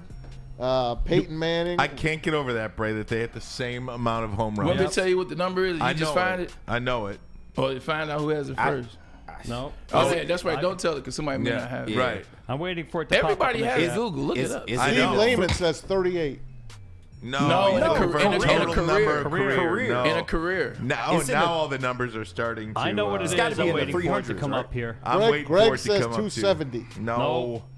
I'm just telling you what the numbers are. Yep. There Patrick we go. Yep, Linneberry. Patrick got Patrick it. Linneberry. 319. 319. Yeah, I knew it was in the Patrick got it. 300s. Patrick Linneberry. Now they're all Linneberry. coming in. 319. Patrick got it. All Now right. they're all coming in. Patrick Linneberry. Linneberry. What's your cash app there, young man? Send it in, Patrick. Send in your Cash cash app. app. What if he don't have Cash App? You said what? What if he doesn't have Cash App? Oh yeah, Venmo. All right. He better have cash app. We cash app it now? He better have cash app. If he don't have cash You app, he said ain't what? get that money. Y'all say we cash app it now? That's what we doing? What are you talking I'm about? gonna make a burner in the chat, man. It was just for fun. Yeah. It's $25. I ain't cash app 700. Yeah, I mean, I just... Brandon, All right. I love you, Nice man. job, you, Brad. you come up with Appreciate some that. great stuff. Hey man, you know what? Look, man, it's getting towards that year. I want to see what sticks. Like I was always a huge fan Yeah. of Stump the Swan when I was growing up. I had a chance to I love how play you it. rename everything, Like, too. Stump the Your Man. Stump the renames Man. are the best. Yeah. I just basically it's the basic name. Just switch a word or two. I love this segment. You gave Mass too much help. You gotta let him sink or swim on his own. We'll have to work on that. He going still forward. got. He He still got got a get good. 7. He got a good number right, but it was some stuff he was struggling with though. Can we just Man's say? got 5 right. Can we just say that's when ESPN was great? Yeah. When you had shows like 1000%. Stump the Yes. Schwab. Pizza. Yeah. Yes. The Man, original whoa. around Did the you see what horn, the name- the OG the cat around the did? horn. I got it. Patrick Lynn. I got it. Dude, I was home. I got it. I don't remember which day it was. I don't know. I flipped on Around the Horn, and they're canceling that show. Yeah, they are. Yeah, but took them longer. I didn't know one person on the panel. Yes. Like and think about that. Like, yeah, I consider myself, and maybe I'm bad at my job or not. I don't think so. But a sports mentality, like my sports, I'm a sports fan. I didn't know one person on the panel. It's like they completely don't care about who knows what Phasing anymore. us out. They just don't care. Yeah. It's like they just some randoms that like I don't care what their opinion is. Right. You know, who yeah, are you these had people? more notable names. I back in the just day.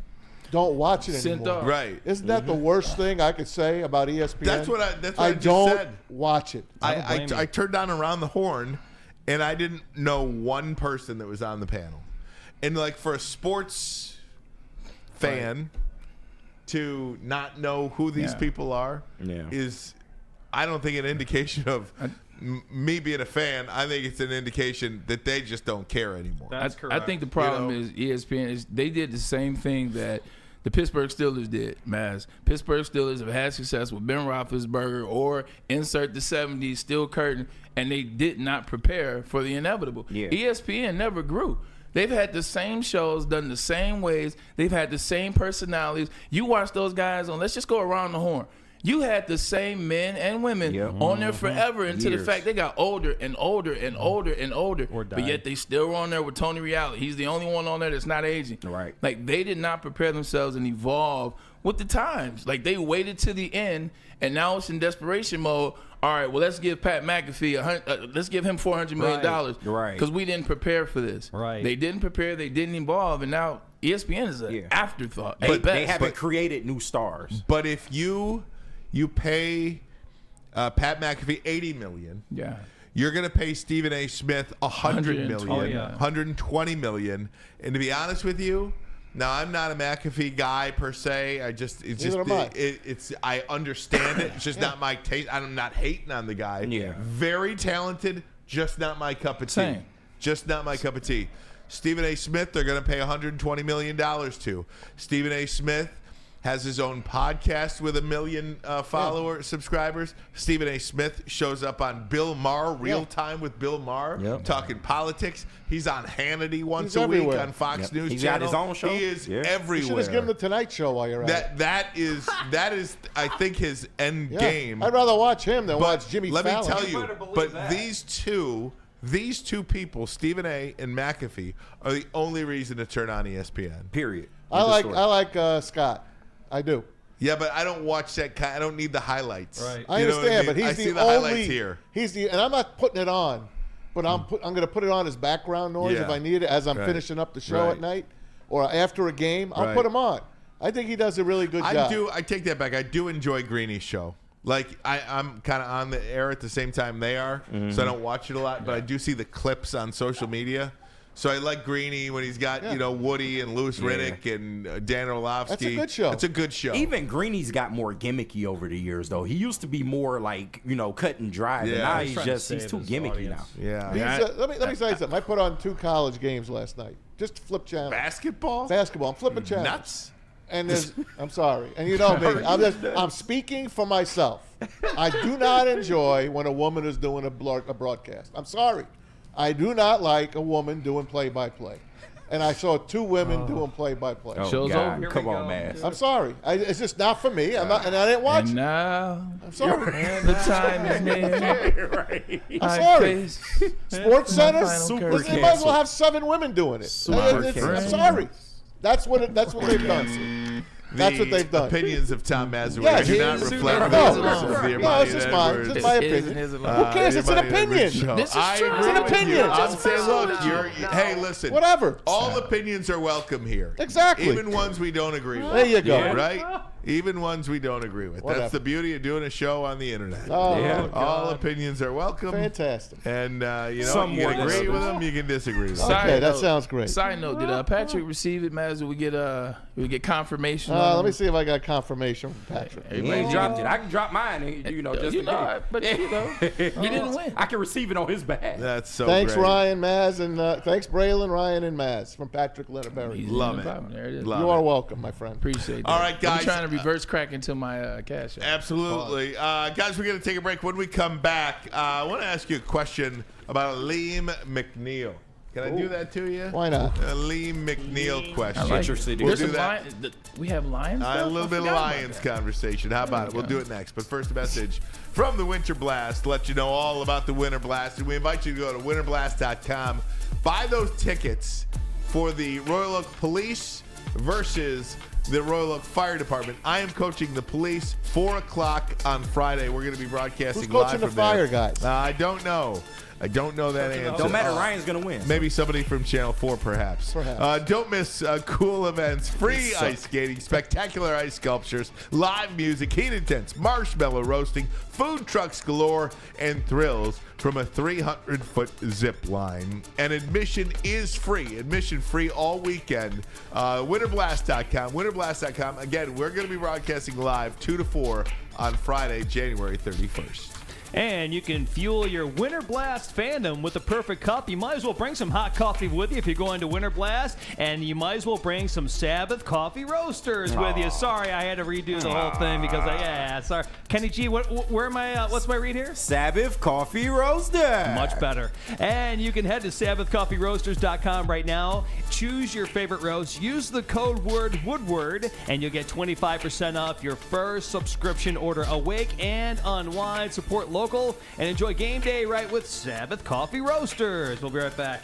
Big injuries, big news. Twice a week, Dr. Jeff Pierce from Michigan Sports and Spine joins Woodward Sports Network for the Injury Insider Report. Big D Energy Tuesdays at noon, and Ermanni and Edwards with Maz Thursdays at 3:30. Get expert analysis and in-depth breakdowns on the latest sports injuries from the man trusted by top athletes in the community, like D-Mac. Whether it's the Lions, Pistons, Tigers, or Red Wings, Dr. Pierce talks us through it all. Don't miss the Injury Insider Report with Dr. Jeff Pierce, your go-to source for understanding the impact of injuries on the games and players we love. Only on Woodward Sports Network. Scan the QR code on the screen or go to MichiganSportsandSpine.com to see if Dr. Jeff Pierce can help you. Stop searching for a vehicle and start finding one. Les Stanford Chevrolet Cadillac makes it easy. We harness the power of multiple dealerships and own the biggest selection of GM brands in the area to get you the car you need. With the Les Stanford Group, you'll have access to 4 different dealerships, providing you with more makes, more models, and more choices. We're connected to more than 1,000 vehicles, and with so many high-quality CPO vehicles available, you'll find new car quality at pre-owned prices. You can start and end your search at lesstanford.com today. A network for the city, by the city. Woodward Sports is Detroit Sports. How do people feel about getting a Planet Fitness membership for $15 a month? How do they like working out in a clean and spacious gym that's filled with equipment for every workout? And how about free fitness training in the judgment-free zone that leaves them feeling energized all day long? Join Planet Fitness today with the free PF app, online or in club, and start getting that big fitness energy for $15 a month. The most talked about Detroit media by other Detroit media, and we love it. It's the Woodward Sports Network. Walk into any Lady Jane's Haircuts for Men today. Open 7 days a week. Sit back, relax, and enjoy precision haircut, scalp massage, hot leather neck shave, and hot towel treatment from one of our talented stylists. Step up your game this season and take advantage of our $20 haircut special. Scan the QR code and get your coupon today. Lady Jane's Haircuts for Men, the ultimate haircut experience. Open 7 days a week. Walk-ins always welcome. Lady Jane's Haircuts for Men. It's wicked awesome. Detroit has the best sports fans in the world. That's why they deserve the best sports coverage in the world. We are the Woodward Sports Network. Gotta try some of these signature wings. The lemon pepper are the ones, but for a limited time only. Keep telling you guys that. You guys are gonna look up and they are going to be gone. This is where the real fans' favorite. So you are a real fan. This is where you should be at. Soroki's crispy chicken and pizza. That's all fine and well, but these signature wings, man, I'm just focused on these signature wings. They're great. The sauce is right. You can heat them up. They're very, very, very reheatable. A lot of wings aren't reheatable. Like, once they're done, they're done. But that's not Soroki's. You can reheat these things, put them in the air fryer, whatever you want to do. Soroki's is here for you. And don't forget about the honey biscuits as well. And let me tell you about Lady Jane's Haircuts for Men. Awesome is when a guy can be a guy and say whatever he wants. No. Man. Exactly. Right. We take the chore out of getting a haircut. Our talented stylists will deliver an industry-leading haircut, relaxing scalp massage, hot leather neck shave, and a hot towel treatment. Open 7 days a week. Walk in anytime. Lady Jane's Haircuts for Men. It's wicked awesome. Referring to Tom Mazaway. It's just an opinion. Absolutely. Why can't I say what I say? You can. There you go. You got to deal with what come with that. I'm talking about a play-by-play person. Hey, you're not getting... I'm not talking about report or anything. I'm talking about a play-by-play. Maz, you're not getting shut down on the show. Okay, buddy? Give your opinion. Your mic's still on. Mike's still hot. For now. Your mic's still on. For now. If that ever happens, man, that would be so disappointing. Right? So disappointing. Right. Either way. Hey, guys, I wanted to just ask you about... So I saw this earlier today, and it got me to thinking.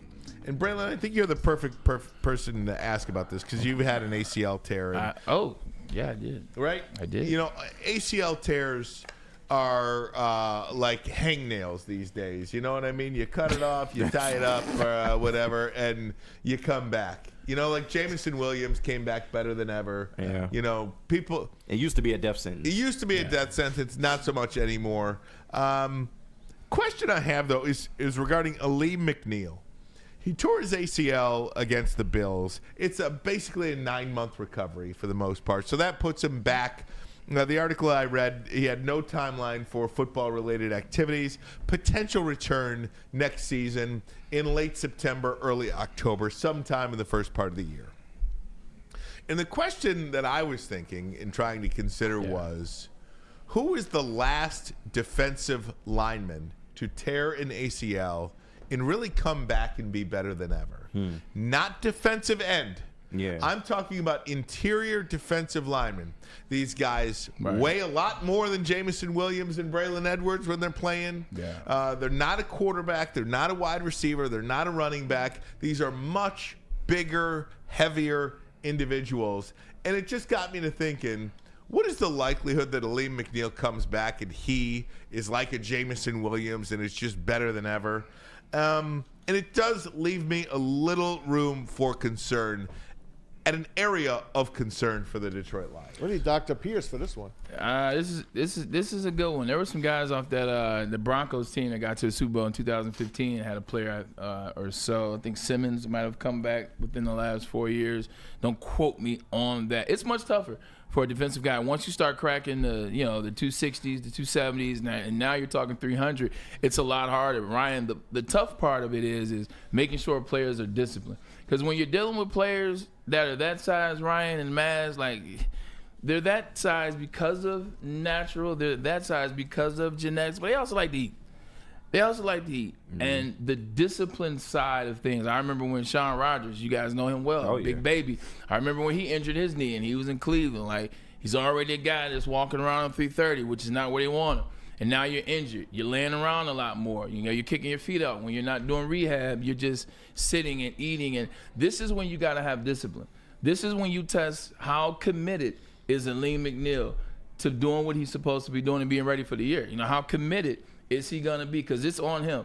If he wants to dial in, make sure he's underweight, make sure he's on the right diet, make sure he's on the right path to get back to where he was last year, to get back to that greatness. Because we saw it was about to take off, and this is without the other facets and pieces of that defensive line. So if he's disciplined, if he's dialed in like he's supposed to, like you said it, which I didn't take anything by it because they are a dime a dozen now, and you could come back. Back then, it wasn't so much. Yeah, and I came back in 6 months, right, and then end up playing the start of the season. But if he's focused, if he's intact with the team, like if he knows what he's doing, like he just got paid $97 million last year. 4 years, $97 million. And So, again, I do think he's young. Like he'll be fine. I do think all of those questions. But there is a worry. You're asking great questions. I think the answer to Ali McNeil is yes. Yeah. I think he will be committed. I think he will do those things. I think he is that guy. I would just like to see somebody that has done it. Yeah. You know what I mean? Like, I looked at a list today. Just who are the top 10 defensive linemen to ever have an ACL injury and come back and be better? There was actually a kick answer for that? There was. Wow. Nick Bosa, San Francisco. All right. Defensive end. Oh. Chase Young, Washington. Defensive San Francisco. end again. Defensive end. J.J. Watt, defensive end. Von Miller, defensive end linebacker. Twice. Robert Quinn, defensive end. Wow. Brandon Outside Graham, linebacker. Carl Lawson. We're getting in the weeds here. By the way, Brandon Graham might play in the Super Bowl. Right. Daniil Hunter, defensive end. Wow. Yeah. DaQuan Jones, 2023 defensive tackle. DaQuan Jones, 2023 defensive tackle for the Buffalo Bills. The reason why you don't 2.5 sacks in 24 the year after an ACL. Yeah, see, but this is happening. Like when you provide the information like that, Ryan, you're scaring the listeners that don't have a context. Defensive linemen on the interior side, they don't tear ACLs because they don't have the same amount of movements as outside linebackers, as rush ends. Fair enough. Rush ends, like Nick Bosa is as fast as 75% of the league, the wide receivers in the league. Exactly. So the angles and the Fair things enough. where their knees are going and the motions and things, they are in a space to tear ACLs, to tear meniscuses, to tear ligaments. Defensive interior and linemen, their motions is north and south, back and forth, a little bit to the side. They're not moving as much, so you don't have as many of those injuries. There is one player that became a multiple Pro Bowler and All-Pro after an ACL injury. Can anybody name who he was? Interior defensive lineman. What era? Like current. Like today current? Like, Today current. Huh. Chris Jones? Cam Hayward, Pittsburgh Steelers. Big Cam. Makes sense. Good call. He's had more than that even. Yeah. Yeah, he's a Hall of Famer. It But, just again, it's the move. I just admit perhaps the movements, but it did leave me a little concerned because you just never really hear that injury. Let me throw a name out for you guys. And this isn't an injured player. Okay. He was a previous injured player. I was going to say, not to cut you off, how many offensive linemen do you hear about tearing ACL? It's still like a lower number. Yeah, I don't know about that. I just probably not. Those offensive linemen wear all them knee braces too. True. You know what I mean? Like they wear 2 knee braces. Yeah. Now, there was a name put out by one of the Lions. There's a lot of Lions sites out there, a lot of good ones. And someone threw a name out there who a cap casualty might be, who you just want to maybe to get rid of, cut bait. Someone said DJ Reader. So I threw it out to you guys, and then Braylon hit me back with some numbers. You paid him X amount of dollars, and what did he give us? What did you say he gave us? Nothing. Like I think you never really heard his name a lot. In his position, you're not going to necessarily hear his name a lot because he's in the middle. He's clogging up the gaps. You're not getting stats or notoriety for that. So that is true. You're not going to hear his name as much. I just think as the highest paid defensive player on that defense last year, if you tell me you're moving on from DJ Reader, I don't have a problem with it. Okay. There's nothing that's tying me into DJ Reader. Now, I understand, you got DJ and it's next to Lehman. If you really get them healthy together and now you add Hutch, it sounds good. There's a reason that the Cincinnati Bengals moved on from DJ Reader, regardless of what that is, whether it's injury. I think it was injury. It's part. Okay, well, they saw injury their defense on top. Sucked, by the way. Yeah. If he was good enough or they believed him enough, it wouldn't matter if you were injured. Yeah. But look how their defense fell apart without him there, too. You got to make that argument. I mean, Trey Hendrickson, but that was about it. I think all of these things are and they're all puzzle pieces, right? I mean, we might be missing quite a number of guys that we think we need. Yeah. Look, whatever Brad Holmes wants to do with his roster, I probably would have no problem with that. Because Pat O'Connor and Al-Qaeda Mohammed came in and played pretty darn okay. And they're free agents, by the way. And they are free agents. But I think Reader has a lot to do with that because he takes up a double team. Reader, think about this, though. And again, I I don't have this depth of knowledge, and I'll be. Neither do I. I'm just saying, to the layperson, when DJ Reader goes from your third or fourth best defensive lineman in any particular game to the first best defensive lineman in your game, it's like a wide receiver, number 2 wide receiver that's got to play number 1, or a number 3 wide receiver that's got to play number 1. To me, that's how it feels. And I do. You mentioned it, Bray, but you glossed over it, and I do think it's a bigger deal than you make it out to be. Without Aiden Hutchinson, without Marcus Davenport, without Aleem McNeil, I do think that really laid a burden on DJ Reader, and he's just not that. Yeah, he's not a pass rusher. Not that alpha. Yeah, no, you know what I mean. He's not that type of player. He's a piece. Yeah. He's not the piece. But with all those other pieces, he becomes better. Yeah, I agree. Yeah. That's the point. Yeah, Right. yeah. Right? You can't afford to tinker with this with this defense. Okay, like I'm not saying get rid of him. If you did, I wouldn't have a problem with it. I would understand. I would say, you know what, you got somebody better, because there are a lot of that season last year where you're like, where's DJ Reader? So I can understand that, but I'm not saying get rid of him. In terms of O'Quinn and Muhammad, love the energy. I love how they stepped in. We're not patchworking in 2025.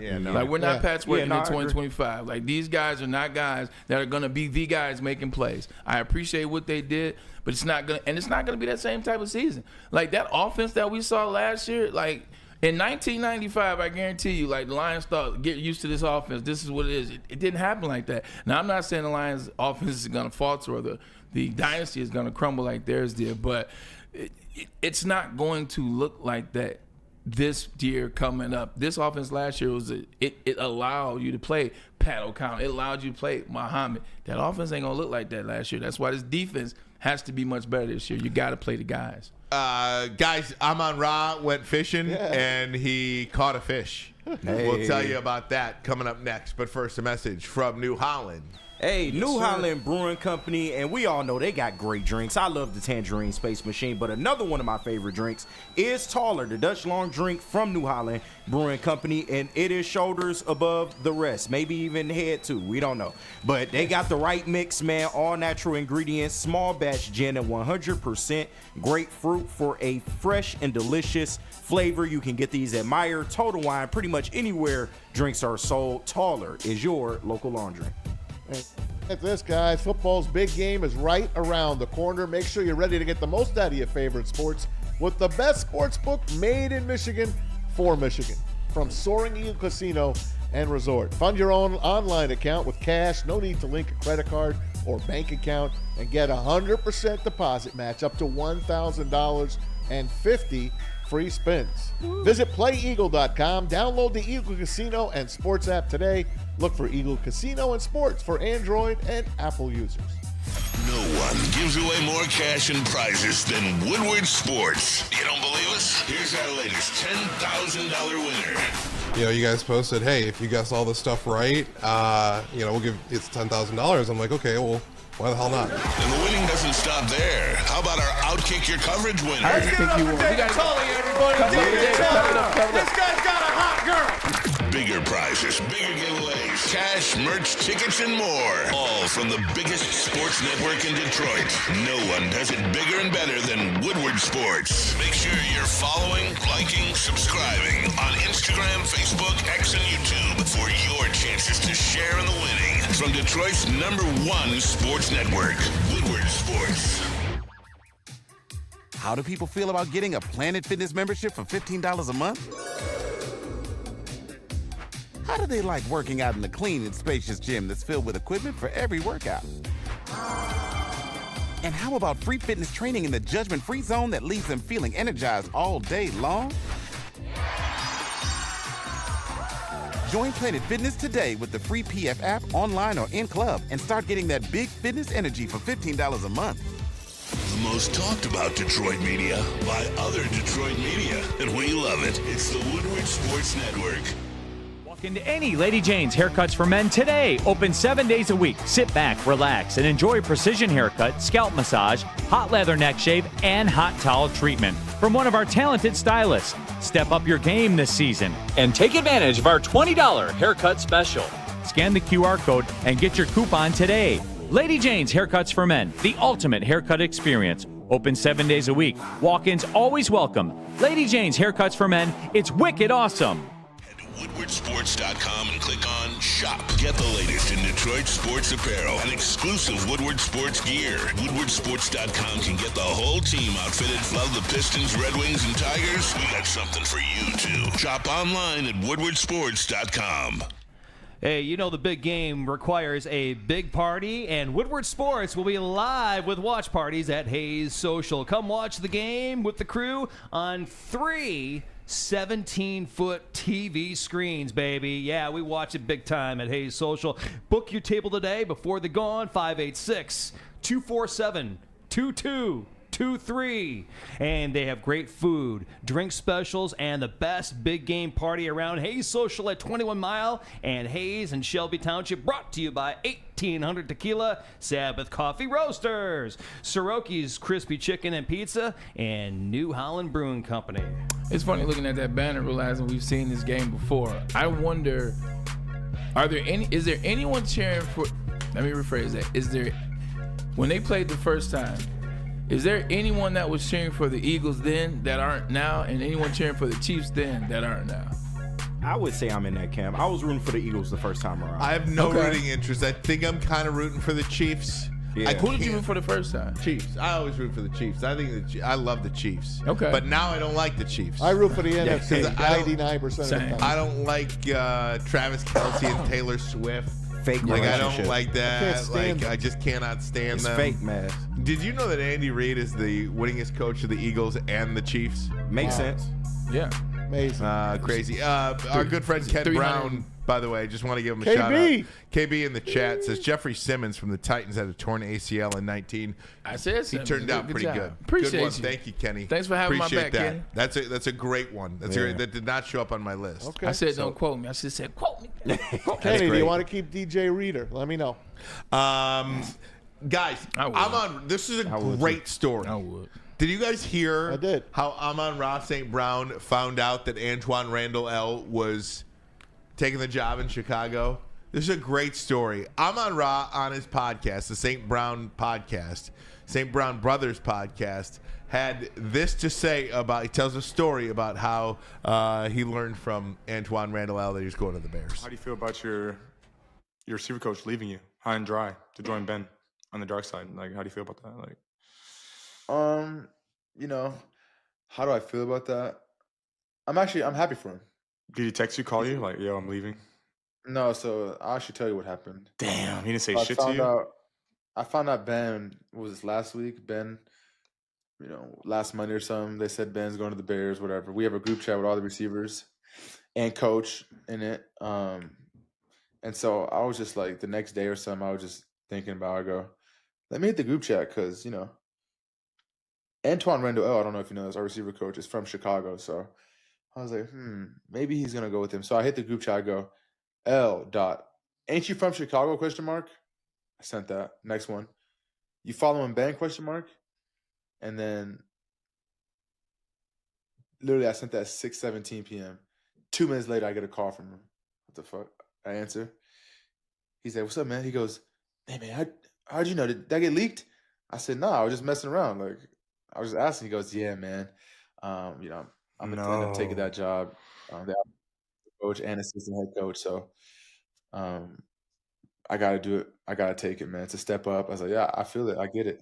And he's from Chicago too. So it's like step up, gets to be receiver coach, knows the offense, knows Ben. It just makes sense for him. I'm not upset.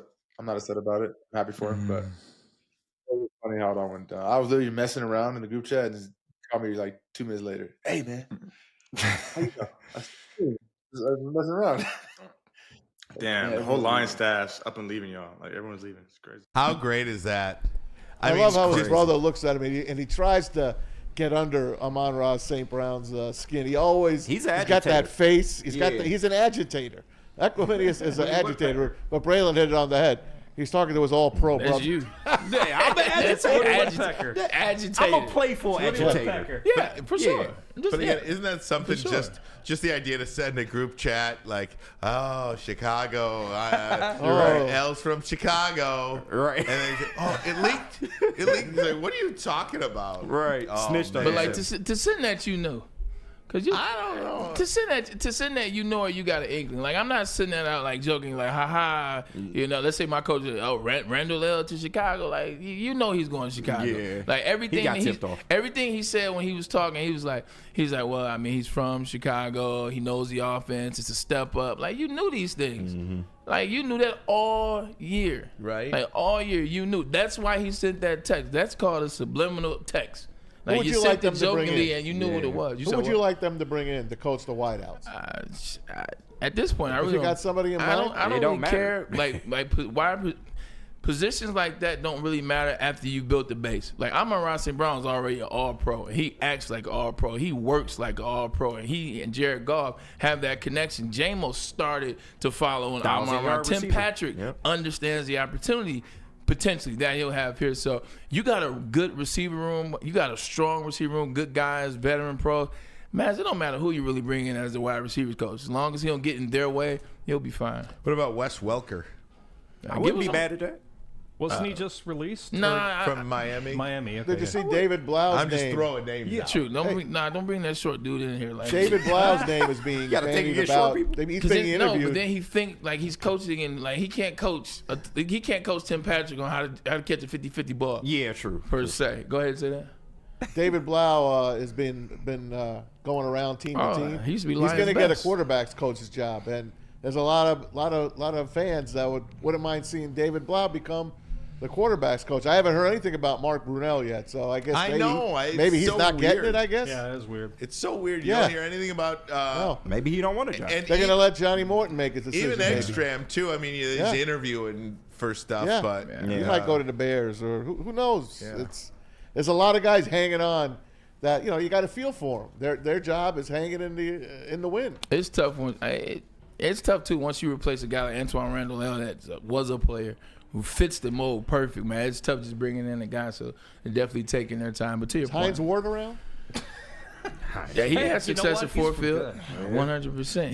you guys gonna be watching Pistons Pacers tonight? Oh yeah. They got into it last. I'm last sick of time the a little Pacers. bit. They've been Yeah, chirping 7 a technical lot. fouls. Yeah, they've been chirping Pistons a have lot. lost 2 in a row. They need to stop the bleeding here. Stay at 500 or above.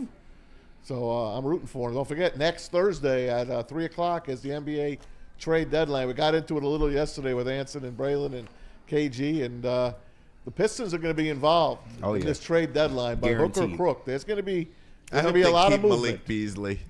Huh? I hope they keep Malik. Yeah, Beasley. that's what they're saying. Braylon loves him.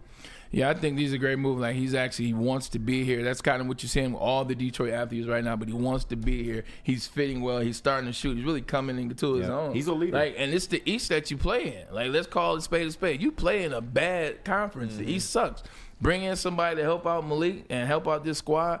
I think you're buyers. You know what I'm saying? The East is weak. You take advantage. I think you're buyers. You make a move. I don't know what that move is, but definitely don't get rid of Malik Beasley. I like where he. I'll get rid of Tim Hardaway before I get rid of Malik, and I love Tim. One of the things I like about Trajan Langdon is just that I get from Malik Beasley is that Langdon is totally honest with him. He's like, I want to keep you, my dad.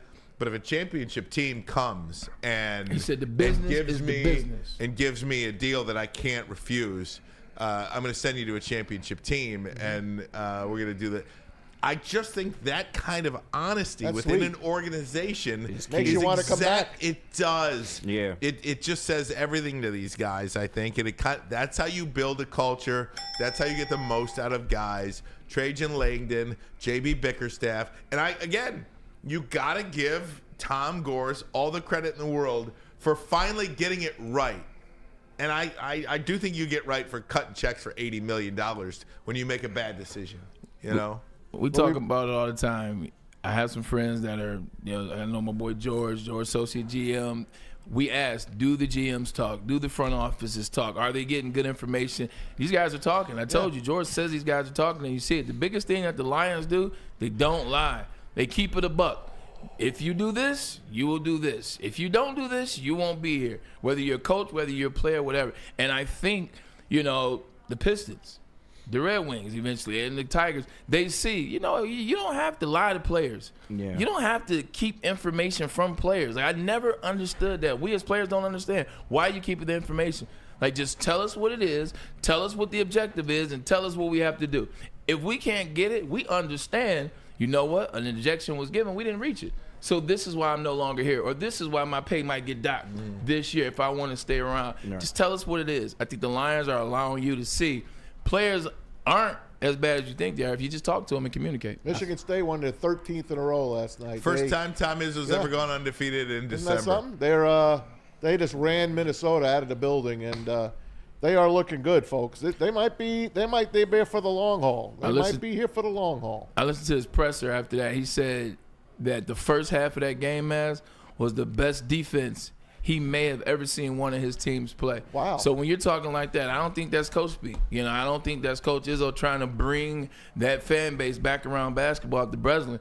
I think Tom Izzo is telling the truth. They're 18-2 right now, 18-2. Yeah. Like, this team is cooking. And if you can do it defensively, this is where you can win. That's why UConn was so good. Play team game, you play defensively. Yeah. Tom Izzo is allowed to get back. I think last year with UConn having success, Mark Few, even Gonzaga over the years, you're realizing that the old school college way is still good and still can win. They got to travel all the way to USC for Saturday. And the Tigers signed Tommy Canley, former Yankee, former Dodger, good reliever.